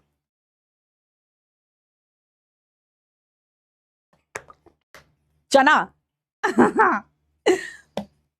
अर्चने, आर्थ्रोपोडा। देखना लैटिन भाषा में मेरे नाम को कैसे लिखेंगे। लैटिन करो। अर्चना पता है कैसा नेम है? अर्चना एक संस्कृत नाम है। अर्चनाएं, क्या बात है। तीनों फोरा, इनकी इमेजिनेशन देख लो जरा चैट बॉक्स में। एक बच्चा लिख रहा है ब्यूटीफुल आर्को है। जेमिनाई प्रो से पूछती हूँ, जेमिनाई प्रो से पूछते हैं, वो मेरा नाम धक्के का वर्ड नहीं है, संस्कृत नाम है, हल्के में ले रहे हो तुम मेरे नाम को। Translate Archana into Latin language. Does not have a Latin meaning. मना कर दिया जेमिनाई ने। Does not have. एक तो जेमिनाई प्रो इतना टाइम लगाता है, तुमने गूगल से पूछा है ना, मैं जेमिनाई प्रो से पूछ रही हूँ। 6000 लगते हैं जेमिनाई प्रो लेने में, जो तुमने ही लिया मेरे लिए। अर्चना एक संस्कृत वर्ड है, इसका डायरेक्ट ट्रांसलेशन, ओ इसका डायरेक्ट ट्रांसलेशन है वेनिरेशियो, एडोरेशियो। ये देखो मेरा लैटिन नाम, भाई मुझे पता चला मेरा लैटिन नाम है एडोरेशियो, अडोरेबल, जिसकी पूजा की जा सके। अर्चना क्या होता है? अर्चना होता है जिसकी पूजा करना। भाई मेरा लैटिन नाम मिल गया, एडोरेशियो। दिस इज माय, देखो जेमिनाई प्रो ने दिया है, गूगल बाबा से कुछ नहीं होता, गूगल बाबा फेल है। जेमिनाई प्रो ने मेरा लैटिन नाम दिया है। The Latin version of my name is Adoratio. Wow, I just love my name in Latin, Adoratio. Do you love it? Adoratio, डेवोटो। मजा आ गया भाई, मजा आ गया। मेरा नाम फाकू, फैकू। पहली बात तो फैकू की स्पेलिंग लिखनी नहीं आती तुम्हें, पता है? मैं पहले हर एक, मेरी स्पेलिंग इतनी करेक्ट होती थी। इस आदमी के साथ मैं 8 साल से रह रही हूँ, मेरी स्पेलिंग, अब तुम कहते हो ना मैम स्पेलिंग मिस्टेक है, स्पेलिंग मिस्टेक है, मुझे मत कहा करो, सूरज सर को कहा करो। इस बंदे की वजह से मेरी स्पेलिंग मिस्टेक होने लग गई। कुछ भी सही नहीं लिखता, ये कुछ भी सही नहीं लिखता भाई। चलो जी मैडम, समझ में आया। तो भाई मुझे तो मेरा लैटिन नाम आज की क्लास से मिल गया है, एडोरेशियो। आहा, अच्छा भी लग रहा है सुनने में। तो सोचो मेरा नाम हर भाषा में अच्छा है, संस्कृत में भी और लैटिन में भी। तो ऐसे मैं नहीं लिखूंगी। अगर मुझे यहां अपना नाम लिखना है तो मैं इसको एडोरेशियो नहीं लिखूंगी, मैं इसको अर्चना ही लिखूंगी। तो साइंटिस्ट के नाम को ध्यान रखना है हमें। हम इसको लिख लेते हैं कि ये जो हमारा साइंटिस्ट का नाम होता है, इट इज नॉट लैटिनाइज्ड। इसे हम लैटिन भाषा में बदलते नहीं हैं, जिस भाषा में होता है उसी में लिखते हैं। नॉट अंडरलाइंड, इसे अंडरलाइन भी नहीं करते जब हाथ से लिखेंगे। नॉट इटैलिसाइज्ड, इसे इटैलिक्स में भी नहीं लिखते हम, इटैलिक्स फैशन में भी नहीं लिखते। तो फिर किस फैशन में लिखते हैं मैडम जी? रोमन फैशन में लिखते हैं, written in Roman fashion.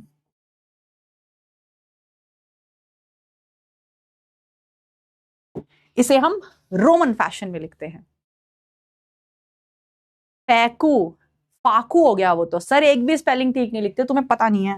Sir की हिंदी इंग्लिश सब खराब है, पंजाबी भी। चलो जी मैम, ये बात हमें समझ में आई। अब हम इसके बारे में लिखते हैं बेटा, जो हमारे साइंटिफिक नेम है उनके बारे में लिखते हैं। आ जाओ। मुझे पबजी चलाना सिखाओ। चलो साइंटिफिक नेम का सारे रूल्स लिखते हैं बेटा। साइंटिफिक नेम क्या होते हैं? आर इन लैटिन लैंग्वेज, या तो वो लैटिन भाषा में ही होंगे, और अगर नहीं होंगे तो उन्हें लैटिनाइज किया जाएगा, या तो उन्हें लैटिन भाषा से ही उठाया जाता है, और अगर वो किसी और भाषा में है तो उन्हें लैटिनाइज कर सकते हैं। आर इन लैटिन लैंग्वेज और लैटिनाइज्ड। जी मैम। जल्दी करो 2x please. Then they are written in italics. उन्हें इटैलिक्स फैशन में लिखा जाता है।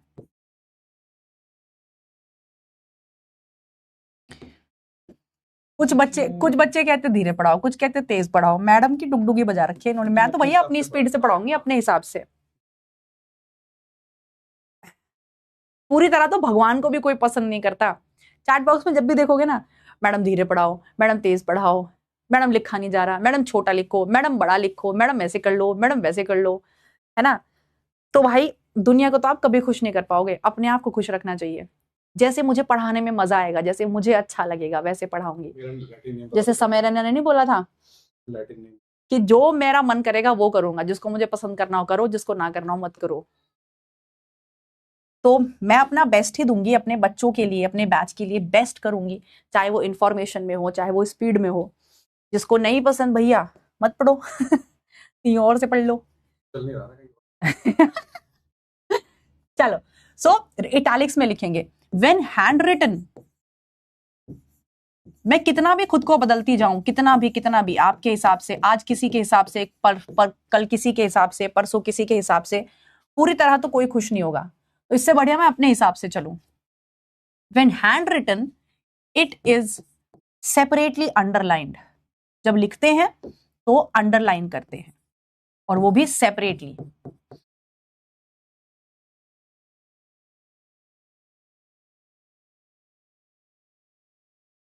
Underlined separately, right? चलिए जी मैम, इतना तो हमें समझ में आया। कोई दिक्कत, कोई परेशानी? यहां तक आगे चल सकते हैं। अब ये यहां पे एक क्वेश्चन पूछा जाता है कि हम जो इटैलिक्स फैशन में है वो क्यों लिखते हैं। यहां पे रीजन असर्शन का क्वेश्चन बनता है कि इटैलिक्स फैशन में हम क्यों लिखते हैं। तो आप कहेंगे to denote the Latin origin. Latin origin को दिखाने के लिए हम उसे इटैलिक्स फैशन में लिखते हैं। ये जताने के लिए, ये दिखाने के लिए कि ये साइंटिफिक नाम है और इन्हें लैटिन भाषा से लिया गया है। ये दिखाने के लिए, समझाने के लिए, बताने के लिए हम उनको स्पेसिफिकली इटैलिक्स फैशन में लिखते हैं। ठीक है, क्लियर? जी मैम।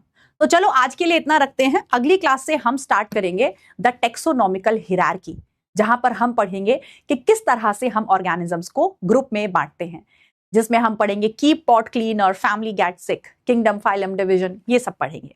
तो आज की क्लास में हमने पढ़ा सिस्टमैटिक्स क्या होता है, क्लासिफिकेशन का प्रोसेस क्या होता है, हम क्लासिफिकेशन कैसे करते हैं, बाइनोमियल नॉमेनक्लेचर क्या होता है।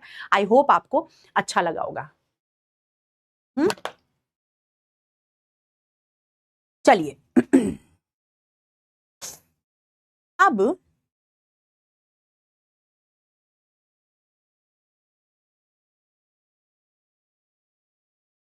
क्वेश्चंस भी कल की क्लास में कराऊंगी बेटा, है ना? अब मैं वो होमवर्क वाले क्वेश्चन कराती हूं जो मैंने तुम्हें दिए थे कल की क्लास में।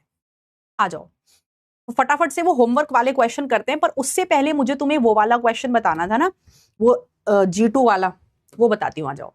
तो कल की क्लास में हमने एक क्वेश्चन डिस्कस किया था कि अगर किसी सेल के पास 2C कंटेंट है, 2C डीएनए कंटेंट है, मैंने अभी उसको देखा, मैंने PYQs देखा और जो नीट ने उसकी जो आंसर की दी थी वो देखी। वो कह रहा है कि S फेज में इसके अंदर 4C डीएनए कंटेंट हो जाता है, तो G2 फेज में भी 4C रहेगा, तो फिर ये कह रहा है M फेज में 2C हो जाएगा अकॉर्डिंग टू नीट आंसर की। नीट आंसर की के मुताबिक जो M फेज है उसमें 2C हो जाएगा, लेकिन ये ड्यूरिंग तो 2C नहीं होगा। अगर मैं लॉजिक लगाऊं, कई बार आंसर की और क्वेश्चन इस तरह से फ्रेम किए जाते हैं कि उनमें लॉजिक लगाना बड़ा मुश्किल हो जाता है। अगर मैं M फेज के दौरान बात करूं तो M फेज के दौरान तो डीएनए कंटेंट 4C ही रहता है ना बाबू। आफ्टर M फेज जब कैरियोकाइनेसिस साइटोकाइनेसिस खत्म हो जाता है, उसके बाद जो डॉटर सेल बनते हैं उनमें होता है ना 2C डीएनए कंटेंट, है ना। अब मैं आपको यहां एक बात बताती हूं कि जिस तरह के क्वेश्चन फ्रेम किए जाते हैं, जिस तरह के क्वेश्चन बनाए जाते हैं और कई बार जो उनका आंसर दिया जाता है, उनसे मैं सहमत नहीं होती हूं। और मैं क्लास में बच्चों को यह बात बताती भी हूं, आप किसी किताब से या किसी ऑथर से नहीं चलना चाहिए हमें, क्योंकि किताब इंसान ने ही लिखी है।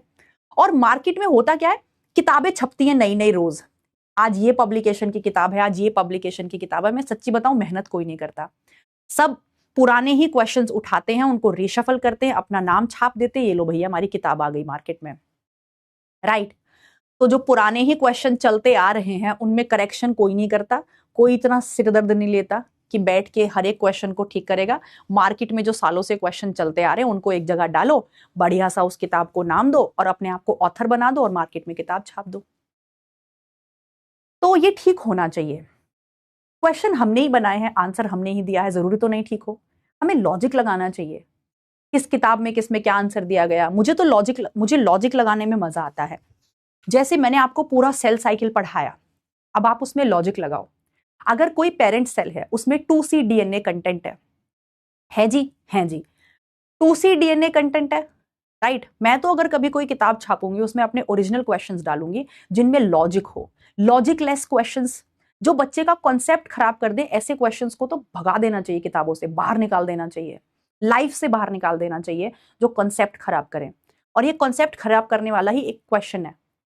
हमने पूरी सेल साइकिल पढ़ ली भाई, उसमें हमने पढ़ा कि अगर किसी पेरेंट सेल में डीएनए कंटेंट 2C है, 2C से वो G1 में 2C रहेगा, S फेज में 4C हो जाएगा, G2 में 4C हो जाएगा। पूरे के पूरे सेल की बात हो रही है ना, तो प्रोफेज में भी तो बटा थोड़ी ना है, प्रोफेज में भी डीएनए कंटेंट 4C है, मेटाफेज में भी 4C है, एनाफेज में भी, टीलोफेज में भी। टीलोफेज में मैं पूरे सेल में देखूंगी तो उतना ही है। जब साइटोकाइनेसिस खत्म हो जाएगा, यानी कि M फेज खत्म हो जाएगी, उसके बाद जो डॉटर सेल बनेंगे उनके पास होगा 2C डीएनए कंटेंट। बताओ, अब तुम कह रहे हो अगर तुम M फेज में एक डीएनए कंटेंट 2C कर दोगे, फिर तो डॉटर सेल के पास 1C जाना चाहिए गधो। बताओ कौन बना रहा है ये क्वेश्चन और कौन दे रहा है इनके आंसर, मुझे तो समझ नहीं आता। और यही क्वेश्चन मार्केट में घूमते रहते हैं। 38 ईयर्स ले लो, 37 ईयर्स ले लो, 10 ईयर्स ले लो, ये देखो ये किताब तो हमने छापी है। घंटा तुमने करेक्शन किया, कुछ तुमने लॉजिक ढूंढा उस सवाल में, बस छाप दिया। अब भैया मेरे हिसाब से तो इसका आंसर G2 और M होना चाहिए, मेरे हिसाब से, अगर मैं लॉजिक लगाऊं तो। हमने पूरी सेल साइकिल पढ़ी है यार, लाइव पढ़ी है। मैं कोई हवाई बात तो कर नहीं रही, कोई फालतू बकवास बात तो कर नहीं रही, मैंने तुम्हें पूरा पढ़ाया है, उसके बेसिस पे मैं आंसर दे रही हूं। लेकिन जो मैं PYQ देख रही हूं, PYQ में इसका आंसर दे रखा है ओनली G2, जो कि मेरे हिसाब से सही नहीं है, पर सबने इसका आंसर यही लिखा हुआ है, कोई रिस्क नहीं लेना चाहता। अगर हमने कह दिया ये तो भाई हम तो वायरल ना हो जाए, ये टीचर तो गलत पढ़ाता है, तो सबने आंसर लिख दिया G2, ओनली G2। कई बार बच्चे कहते भी हैं, लिखते भी हैं, मैम आप कई बार गलत तो नहीं बता देते। अरे भाई मैं सही बताती हूँ, लॉजिकल बताती हूँ। मैं वहां भी जब ऑफलाइन कोचिंग में पढ़ाती थी ऐसे ही लड़ जाती थी मैं। लॉजिक से बात करो, लॉजिक से, आंसर की से बात मत करो। Talk with logic.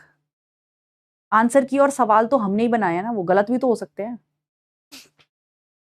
चलिए फिर दूसरा सवाल बच्चे जो बार बार पूछ रहे थे वो ये कि मैम आप ये बताओ, हमें क्रोमोसोम डबलिंग करनी है। लाइफ में कभी भी बेटा दूसरों के हिसाब से मत चलना, ध्यान रखना। अपना लॉजिक लगाना, अपना दिमाग लगाना। कई बार तुम्हें सब कहेंगे तुम गलत हो, अपना दिमाग लगा रहे हो, अच्छा गलत हो तुम, पर फिर भी अपनी बात पे अड़े रहना। और फिर एक दिन देखना तुम्हारी बात को दुनिया सही मान लेगी और पुरानी बात को झुटला देगी। लीनियस जो हमारे वो थे फादर ऑफ जेनेटिक्स, कैरोलस, ये देखो फादर ऑफ जेनेटिक्स बोल रही हूं मैं, देख रहे हो तुम, मेंडल साहब, उनके साथ भी तो यही हुआ था। उनकी बात किसी ने नहीं मानी, वो मर गए बेचारे, तब भी उनकी बात किसी ने नहीं मानी। उनके मरने के बाद उनकी बातें मान रहे हैं अब हम, और वही पढ़ा रहे हैं तुम्हें। तो बच्चे कह रहे थे कि मैडम क्रोमोसोम डबलिंग हमें करनी है, तो हम सेल को कौन सी स्टेज पे रोके? उसका आंसर एनाफेज होना चाहिए, राइट? मैं भी आंसर कीज देख के इसका आंसर एनाफेज दे देती थी, लेकिन मैंने लॉजिक देखा। मेरे पास जेमिनाई प्रो भी है। गूगल पे आधे से ज्यादा बातें बकवास होती हैं। गूगल पे अगर तुम कोई भी क्वेश्चन देखोगे ना, एक ही क्वेश्चन के 50 आंसर होगा। किसी पर्टिकुलर साइट पे कोई आंसर दे रखा होगा, किसी साइट पे। गूगल को तो बिल्कुल भी मत देखना, कॉन्सेप्ट खराब हो जाएंगे। Never search Google for anything. या तो अपने टीचर को देखो, या कोई ढंग की किताब देखो, या फिर भैया जेमिनाई प्रो का वर्जन ले लो, वहां बहुत रिसर्च करके बात बताता है। तो मुझे उसकी बात बड़ी अच्छी लगी। उसने कहा कि क्रोमोसोम डबलिंग कब होगी? जब स्पिंडल फॉर्मेशन ना हो।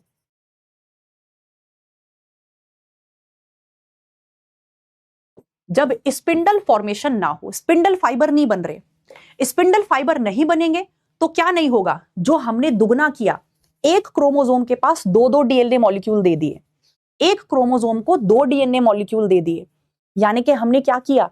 ये फ्यूचर क्रोमोसोम थे, ये हमारे फ्यूचर क्रोमोसोम थे, इनको हमने जोड़ के रखा। ये आगे जाके फ्यूचर क्रोमोसोम बनने थे एनाफेज में, हमने इनको जोड़ के रखा। सेपरेशन नहीं हो रहा, बंटवारा नहीं हो रहा। स्पिंडल फाइबर ही तो बंटवारा करते थे, एक क्रोमोसोम को दो में तोड़ के बंटवारा कर देते थे, आधा इस वाले न्यूक्लियस में, आधा इस वाले न्यूक्लियस में, दे दो डॉटर सेल को। अब स्पिंडल फाइबर ही नहीं बन रहे। जब हम कॉल्सीचिन ट्रीटमेंट देते हैं, मैंने आपको बताया था ना कॉल्सीचिन का ट्रीटमेंट देते हैं, तो कॉल्सीचिन क्या करता है? स्पिंडल फॉर्मेशन ही नहीं होने देता। स्पिंडल फॉर्मेशन नहीं होने देगा तो क्या नहीं होगा? सेपरेशन नहीं होगा, सेपरेशन नहीं होगा। और पता है सेपरेशन नहीं होगा तो क्या होता है? मेटाफेज में जो क्रोमोसोम्स हैं वो ऐसे पड़े हुए हैं, यानी कि एक क्रोमोसोम अपने आप में दो क्रोमोसोम के बराबर है, क्योंकि इन दोनों को सेपरेट होके पहले दो क्रोमोसोम बन जाना था। एनाफेज में एक क्रोमोसोम से दो क्रोमोसोम बन जाना था। अभी इसमें डीएनए कंटेंट दुगना है। अब होता क्या है कि जब ये सेल मेटाफेज पे ही अरेस्ट हो जाता है तो कुछ समय बाद इसमें न्यूक्लियस वापस से आ जाता है, और एक ही न्यूक्लियस के अंदर दुगना डबल डीएनए कंटेंट रह जाता है। इसे हम बोलते हैं एंडोपॉलीप्लॉइडी या क्रोमोसोम डबलिंग। क्रोमोसोम डबलिंग का मतलब ये नहीं है कि यहां पे आप काउंट करने बैठोगे। यहां पे क्रोमोसोम डबलिंग का मतलब ये है कि एक क्रोमोसोम जिसको बट के दो बनना था वो एक ही रह गया, यानी कि एक ही क्रोमोसोम में दुगना डीएनए कंटेंट रह गया। एक ही क्रोमोसोम में दुगना डीएनए कंटेंट है, this is called as chromosome doubling. एक ही क्रोमोसोम में दुगना डीएनए कंटेंट है, this is called as chromosome doubling. बच्चे इसको मान रहे हैं, ये है क्रोमोसोम डबलिंग। जब ये टूट के एक से दो बन गया, ये क्रोमोसोम डबलिंग है। अगर बेटा ये टूट के दो बन जाएगा तो फिर तो ये सेपरेट हो ही जाएंगे, अलग हो ही जाएंगे, बंटवारा हो ही जाएगा, और बंटवारा हो जाएगा तो फिर वो आगे जाके सेल में बट भी जाएगा। बंटवारा ही नहीं हो रहा है। कॉल्सीचिन ट्रीटमेंट देने पर स्पिंडल फॉर्मेशन ही नहीं हो रहा, बंटवारा ही नहीं हो रहा। एक ही क्रोमोसोम के पास डीएनए कंटेंट एक्स होना चाहिए था, पर अब एक क्रोमोसोम के पास डीएनए कंटेंट 2x है। इसे सही मायनों में हम क्रोमोसोम डबलिंग कहते हैं। और जब सेल को हम मेटाफेज पर ही अरेस्ट कर देते हैं तो उसके चारों तरफ थोड़ी देर बाद न्यूक्लियस वापस से बन जाता है, यानी कि एक ही न्यूक्लियस के अंदर डीएनए कंटेंट दुगना कर दिया आपने। एक ही क्रोमोसोम के अंदर डीएनए दो डीएनए मॉलिक्यूल है, इसे मैं क्रोमोसोम डबलिंग कह रही हूं। Am I clear now? चलो, तो इन दोनों क्वेश्चंस को लेकर काफी कंट्रोवर्सी बनी हुई थी। बच्चे इधर उधर से आंसर देख कर आते हैं कि ये टीचर ने ये बताया, ये गूगल पे ये लिखा है, भैया वहां ये लिखा है। लॉजिक, अगर मेरे स्टूडेंट हो तो हमेशा लॉजिक से काम करो, चाहे फिर उसका नतीजा कुछ भी हो। डरना नहीं है, घबराना नहीं है लॉजिक लगाने से। चलिए, अब हम कल की क्लास के क्वेश्चन सॉल्व करते हैं। एनसीईआरटी रीडिंग आप इसे खुद से करके आओगे। जितना पार्ट मैंने आपको पढ़ाया ये आपका होमवर्क है, उतने पार्ट की लिविंग वर्ल्ड से एनसीईआरटी खुद से रीड करके आओगे। वो एकदम पैराग्राफ, एकदम थ्योरी वाली एनसीईआरटी रीडिंग है, एकदम नॉवल जैसी। मैं कराऊंगी अगली क्लास में, उसको रीड कराऊंगी, लेकिन आपका होमवर्क है उसको खुद से रीड करके आना। और लिविंग वर्ल्ड से रिलेटेड जो क्वेश्चंस हैं वो भी मैं अगली क्लास में कराऊंगी। आज की क्लास में मैं आपको सेल वाले क्वेश्चन कराने चाहती हूं जो मैंने आपको पिछली क्लास में होमवर्क में दिए थे। चलिए इसका जवाब दीजिए, मैंने आपको होमवर्क में दिया था ये क्वेश्चन। चलो फटाफट से मैच द कॉलम करो और इसका जवाब दो।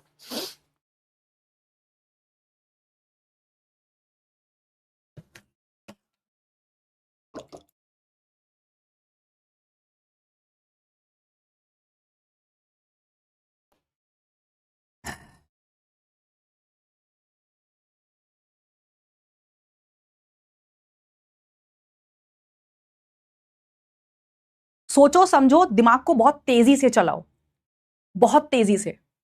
हमें अभी से ट्रेन करना शुरू करना है खुद को, दिमाग तेज चलाना है, तभी नीट के एग्जाम में दिमाग तेज चलेगा। चलो बताओ, पैकेटीन में क्या होता था मेरे बच्चों? पैकेटीन में क्रॉसिंग ओवर होती थी। मेटाफेज वन में क्या होता था? Chromosomes aligned at equatorial plate. Diakinesis में क्या होता था? कियास्मेटा का टर्मिनलाइजेशन। जाइगोटीन में क्या होती थी? पेयरिंग। सो 3 4 2 1, 3 4 2 1 आंसर हो जाएगा 3। देखते हैं कितने बच्चों ने आंसर सही दिया है। 71% बच्चों ने। वेरी नाइस मेरे बच्चों। चलो नेक्स्ट क्वेश्चन, होमवर्क में मैंने आपको ये दिया था, फटाफट से करके बताओ। ये सारे होमवर्क के क्वेश्चन है हमारे, फिर एक आध क्वेश्चन कराऊंगी। Dissolution of synaptonemal complex. दो होमोलोगस क्रोमोसोम्स के बीच में जो साइनेप्टोनीमल कॉम्प्लेक्स है वो कौन सी स्टेज में घुल जाता है?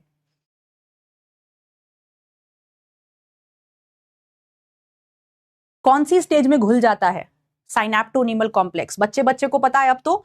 डिप्लोटीन स्टेज में साइनेप्टोनीमल कॉम्प्लेक्स घुल जाता है और वो कियास्मेटा पर जुड़े रह जाते हैं और कैसा स्ट्रक्चर बनाते हुए नजर आते हैं? X shaped structure. So answer would be B. जिनको पोल नहीं आता है बेटा वो पोल सीखो। टेक्निकल टीम को मैं कई बार कम्युनिकेट कर चुकी हूँ कि काफी सारे बच्चे कहते हैं तुम्हारी हर एक बात मैं आगे तक पहुंचाती हूँ, छोटी से छोटी बात। डीपीपी के आंसर में मिस्टेक है, प्रैक्टिस शीट में मिस्टेक है, हर एक बात ऊपर तक पहुंच जाती हूँ। अब तुम्हारा दिक्कत अगर हो रही है पोल में तो बेटा इसको मैं फिर से बोल दूंगी, ना चार्ट बॉक्स में आंसर दे दो। 75% बच्चों ने आंसर सही दिया है, वेरी नाइस। चलिए ये वाला क्वेश्चन करके दिखाइए, इसके लिए मैं आपको 45 सेकंड्स दे रही हूँ। ये कल का होमवर्क का क्वेश्चन है, वैसे तो आप इसको करके आए होंगे। आपको बताना है कि प्रोफेज 1 जो है मियोसिस की, उसमें इन सारे इवेंट्स को आपको अरेंज करना है। करिए अरेंज।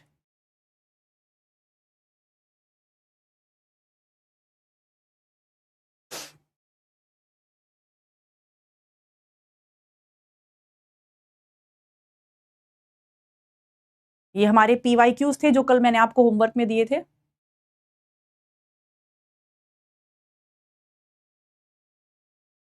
चलिए सबसे पहले क्या होता है? सबसे पहले जो क्रोमोसोम्स हैं वो कंडेंस होना शुरू होते हैं और धीरे धीरे माइक्रोस्कोप में दिखने लगते हैं, यानी कि लेप्टोटीन की बात हो रही है। फिर उसके बाद साइनेप्सिस होता है, पेयरिंग होती है, जाइगोटीन की बात हो रही है। फिर उसके बाद क्रॉसिंग ओवर होती है, पैकेटीन की बात हो रही है। फिर उसके बाद साइनेप्टोनीमल कॉम्प्लेक्स घुल जाता है, डिप्लोटीन की बात हो रही है। और डायाकाइनेसिस में जो कियास्मेटा है वो ऊपर की तरफ खिसक जाता है। सो लाओ जरा पानी दे दो। सबसे पहले बी आएगा, देन ए आएगा, देन सी आएगा, देन ई आएगा and then D. So BACED, BACED। अब मैं आपको बता दूं यहां पे इस तरह के जो क्वेश्चंस होते हैं वो आजकल नीट में बहुत बहुत कॉमन होते जा रहे हैं। अगर मैं पिछले कुछ सालों का ट्रेंड देखूं तो इस तरह के लेंदी क्वेश्चंस जहां पर सीक्वेंस में अरेंज करना होता है, इस तरह के क्वेश्चन बहुत ज्यादा नीट दे रहा है। हमें इस तरह के क्वेश्चंस बहुत प्रैक्टिस करने हैं बेटा। इस तरह के क्वेश्चन में टाइम लग जाता है, तो हमें स्पीडी इनको करना सीखना है। इस साल के क्वेश्चन भी काफी हद तक इसी तरह के लेंदी क्वेश्चंस थे। 57% बच्चों ने देखो आंसर सही दिया है, यानी कि काफी बच्चे इस तरह की क्वेश्चंस में मिस्टेक कर रहे हैं, जल्दीबाजी करते हैं या सिली मिस्टेक कर रहे हैं। चलिए नेक्स्ट क्वेश्चन, ये तो फिर फटाफट से कर लेते हैं। सीक्वेंस में अरेंज करना है, तो लाओ जरा पानी दे दो, लाओ जरा पानी दे दो। सो DABEC, DABEC। ठीक है, इस तरह के क्वेश्चन आप देख रहे हो काफी कॉमन है। और थोड़े लेंदी भी होते हैं। During the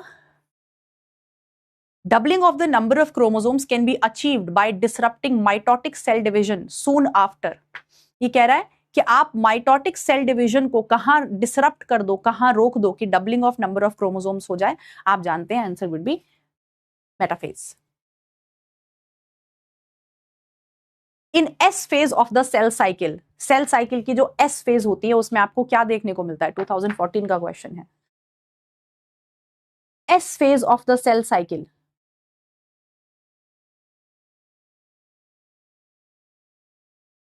S phase of the cell cycle में क्या होता है? Amount of DNA doubles in each cell.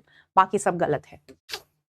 अब देखो मैंने तुमको यहाँ एक क्वेश्चन दिए थे, ये 3 क्वेश्चन दिए थे। मैं ये कैसे होते हैं मैं तुम्हें करके बताती हूँ। वैसे जो ये 3 क्वेश्चन है ये कहाँ किए जाते हैं? ये sexual reproduction in flowering plants वाले चैप्टर में करवाते हैं, लेकिन ये यहां से भी आ जाते हैं जो आप PYQs वगैरह देखोगे। अब यहाँ पे ध्यान देना, माइक्रोस्पोर क्या होते हैं?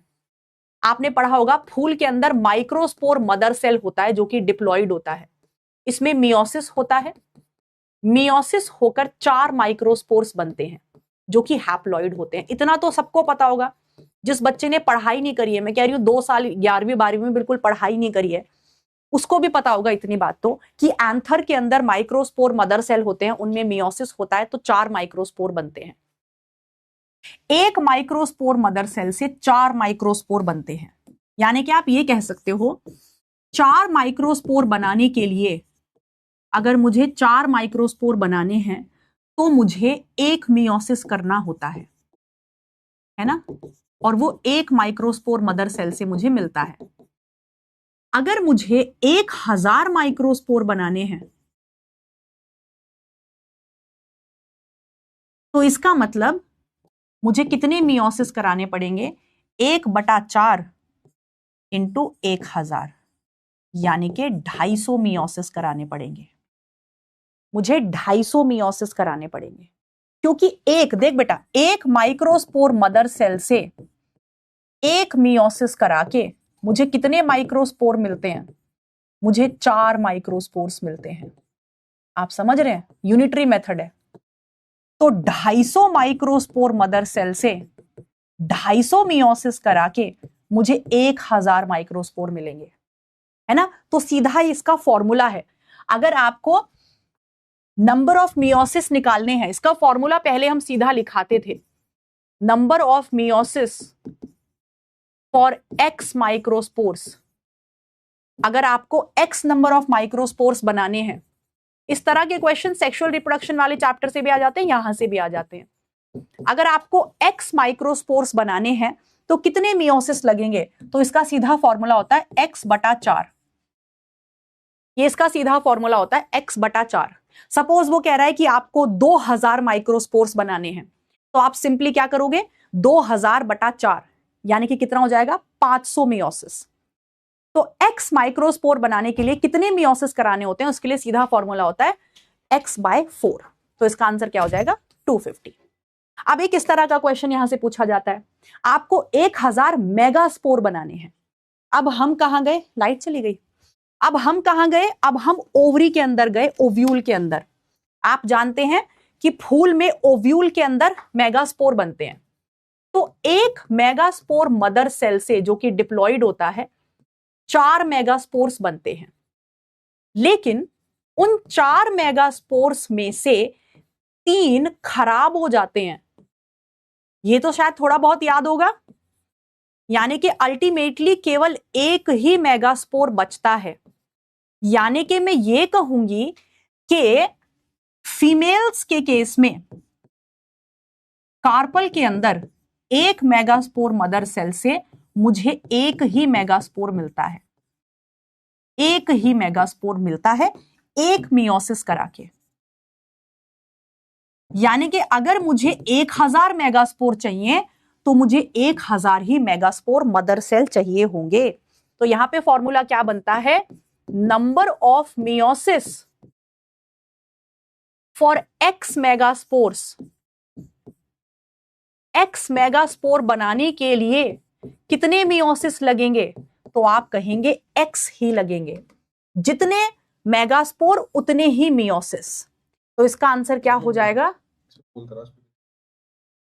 अच्छा चलो इसका आंसर बताओ, सही कह रहे हैं सर कि ये पोल कराओ, इसमें भी 100% बच्चा जवाब सही नहीं देगा, देखते हैं। सारे बच्चे मुझे 1000 मेगास्पोर बनाने हैं, राइट, 1000 मेगास्पोर बनाने हैं, तो बताओ कि 1000 मेगास्पोर बनाने के लिए कितने मियोसिस कराने होंगे। मैंने तुम्हें बता दिया आंसर, अब देखते हैं आंसर बताने के बाद भी कितने बच्चे पोल का आंसर सही देते हैं।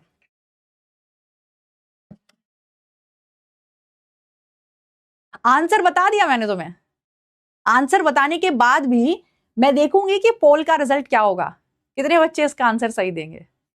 अपनी इज्जत बचा लो, मैं कह रही हूं अपनी इज्जत बचा लो, उंगलियों को कांपने मत देना, गलत ऑप्शन मत लगा देना, सही लगा दो, सही लगा दो ऑप्शन।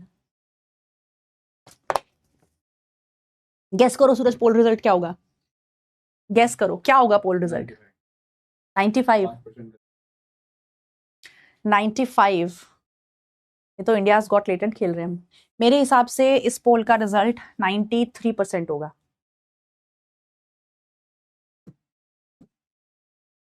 ये देख, मैंने भी ज्यादा ही आंक लिया इनको, सर 95% कह रहे थे, मैंने 93% बोला, मैं बल्कि 85% कहने वाली थी।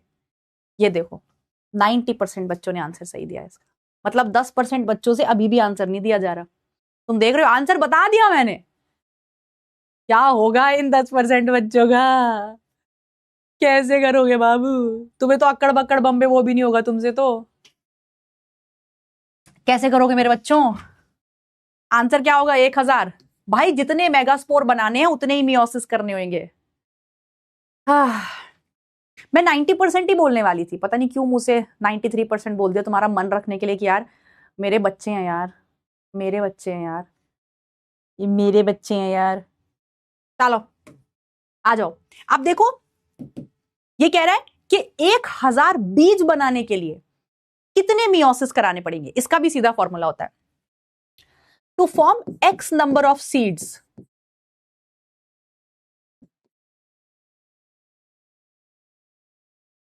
अगर आपको एक्स नंबर ऑफ सीड्स बनाने हैं या जाइगोट बनाने हैं, बीज कह लो या जाइगोट कह लो, क्योंकि बीज के अंदर जाइगोट ही तो होता है, तो इसका फॉर्मूला होता है x प्लस एक्स बाय 4।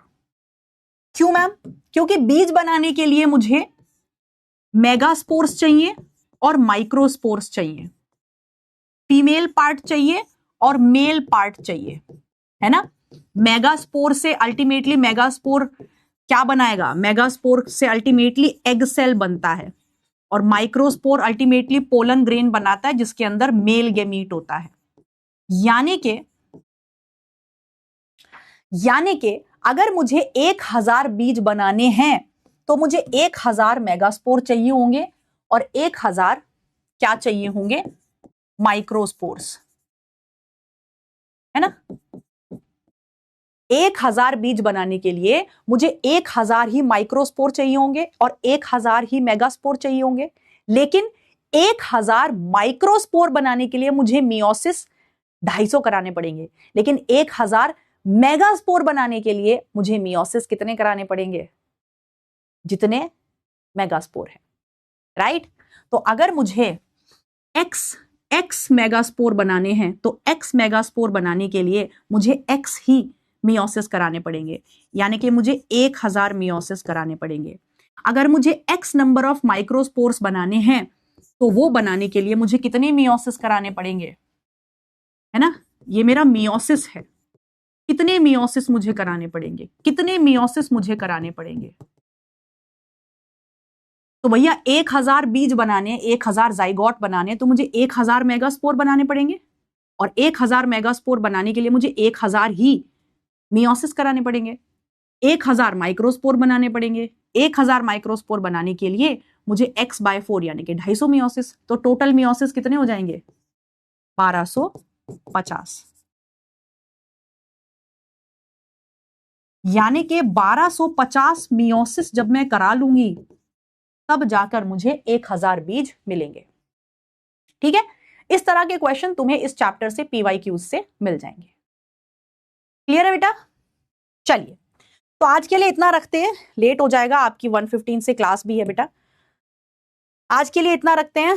जाने से पहले फटाफट से मैं एक बार लीडरशिप बोर्ड देख लेती हूँ, क्या कह रहा है लीडरशिप बोर्ड। सिमरन सबसे पहले नंबर पर, आज सयाना एम्स, भाई अपना नाम लग दिया करो ढंग से। सिमरन, स्वप्नजीत, आशुतोष, लतिका, मोकिता, सोहन, जारा, निकिता एंड श्रुति हमारे टॉप 10 परफॉर्मर्स हैं। जाने से पहले मैं हूं। जाने से पहले एक बार मैं तुम्हारे डाउट्स देख लेती हूँ। यार मुझे अपना नाम बड़ा अच्छा लगा आज, इटाली किसमें, लैटिन भाषा में। मैम टेक्स्ट क्या होता है, टेक्सा क्या होता है बेटा, ये मैं आपको अगली क्लास में बताऊंगी। टेक्सॉन क्या होता है, टेक्सा क्या होता है, टेक्सोनॉमिक हायरार्की में बताऊंगी, ठीक है बेटा। मैम वहां तो फंक्शनल मेगास्पोर नहीं पूछा, सिर्फ मेगास्पोर पूछा है। नहीं बेटा, जब भी मेगास्पोर की बात हो तो अंडरस्टूड होता है कि फंक्शनल मेगास्पोर ही पूछा है, अंडरस्टूड है ये। मैम कल मेरा सवाल ये था कि आपने बताया था कि एंडोपॉलीप्लॉइडी से प्लॉइडी लेवल इंक्रीज हो जाता है, मींस के क्रोमैटिड्स के डबल होने से प्लॉइडी बढ़ गई। फिर मैम आपने कहा कि मियोसिस में साइटोकाइनेसिस 1 में प्लॉइडी हाफ हो गई क्रोमोसोम नंबर के कम होने से। ओके, लेकिन मैम क्रोमैटिड तो सेम ही है ना एज द पेरेंट सेल। हाँ, क्रोमैटिड सेम है पेरेंट सेल जितने। अच्छा, मैं समझ गई आपकी बात कि हमने उसे हैप्लॉइड क्यों कहा।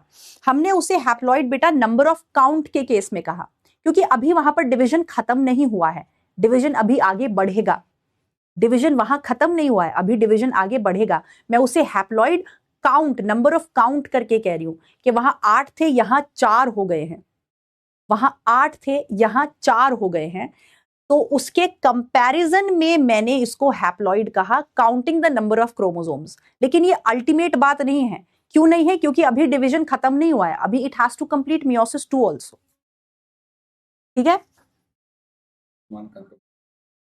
ये सलमान खान का ब्रेसलेट बनाया गया। सलमान खान बहुत पसंद है सूरज को, और उसका शेरा बहुत पसंद है। मैम स्पिंडल फाइबर ना बने तो, हाँ बेटा वो क्या करता है, वो प्रोफेस में ही स्पिंडल फाइबर, प्रोफेस को नहीं रोकता, प्रोफेस को होने देता है। प्रोफेस में जितने भी काम हो रहे हैं वो चलते रहते हैं, लेकिन स्पिंडल फाइबर बनने से रोक देता है। और जैसे स्पिंडल फाइबर बनने से रुक जाते हैं, मेटाफेज पे सेल रुक जाता है। ठीक है, कॉल्सीचीन क्या है? कॉल्सीचीन बेटा केमिकल होता है। Quiescent phase occurs at the end of, quiescent phase किसके एंड पर होनी चाहिए आप खुद सोचो। अगर वो जीवन फेज के एंड पर होगी तो जीवन फेज तो खत्म हो गई। अगर जीवन फेज खत्म हो जाएगी तो फिर तो उसे एस फेज में चले जाना चाहिए ना। ऑब्वियसली उसे एम फेज के एंड में होना चाहिए। जैसे ही एम फेज खत्म हुई, सेल ऑटोमेटिकली जीवन फेज में चला जाता है ना।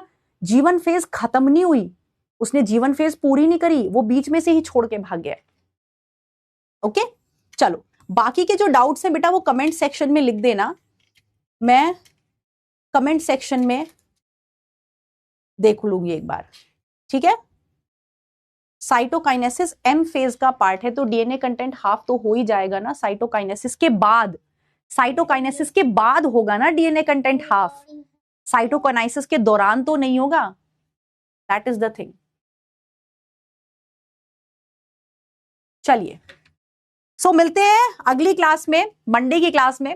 तब तक के लिए अपना पूरा चैप्टर सेल वाला रिवाइज करा लो। उसका पॉडकास्ट और समरी लेक्चर मैं अपलोड कराऊंगी, क्योंकि एक दिन में 3-3 क्लास होती है, इसलिए अभी अपलोड नहीं हो रहा। जल्दी से जल्दी अपलोड हो जाएगा। आपको मैं अपने टेलीग्राम हैंडल पर कम्युनिकेट कर दूंगी कि भाई आज अपलोड हो गया, देख लो, आपको नोटिफिकेशन भी आ जाएगा। ठीक है, और सेल चैप्टर का समरी लेक्चर मुझे बनाना है, वो मैं जल्दी से जल्दी बना के आपको अपलोड कराती हूँ। ठीक है, चलिए, so bye, tata, love you all. अपना ध्यान रखो, मस्त रहो, खुश रहो, बिंदास रहो। छोटू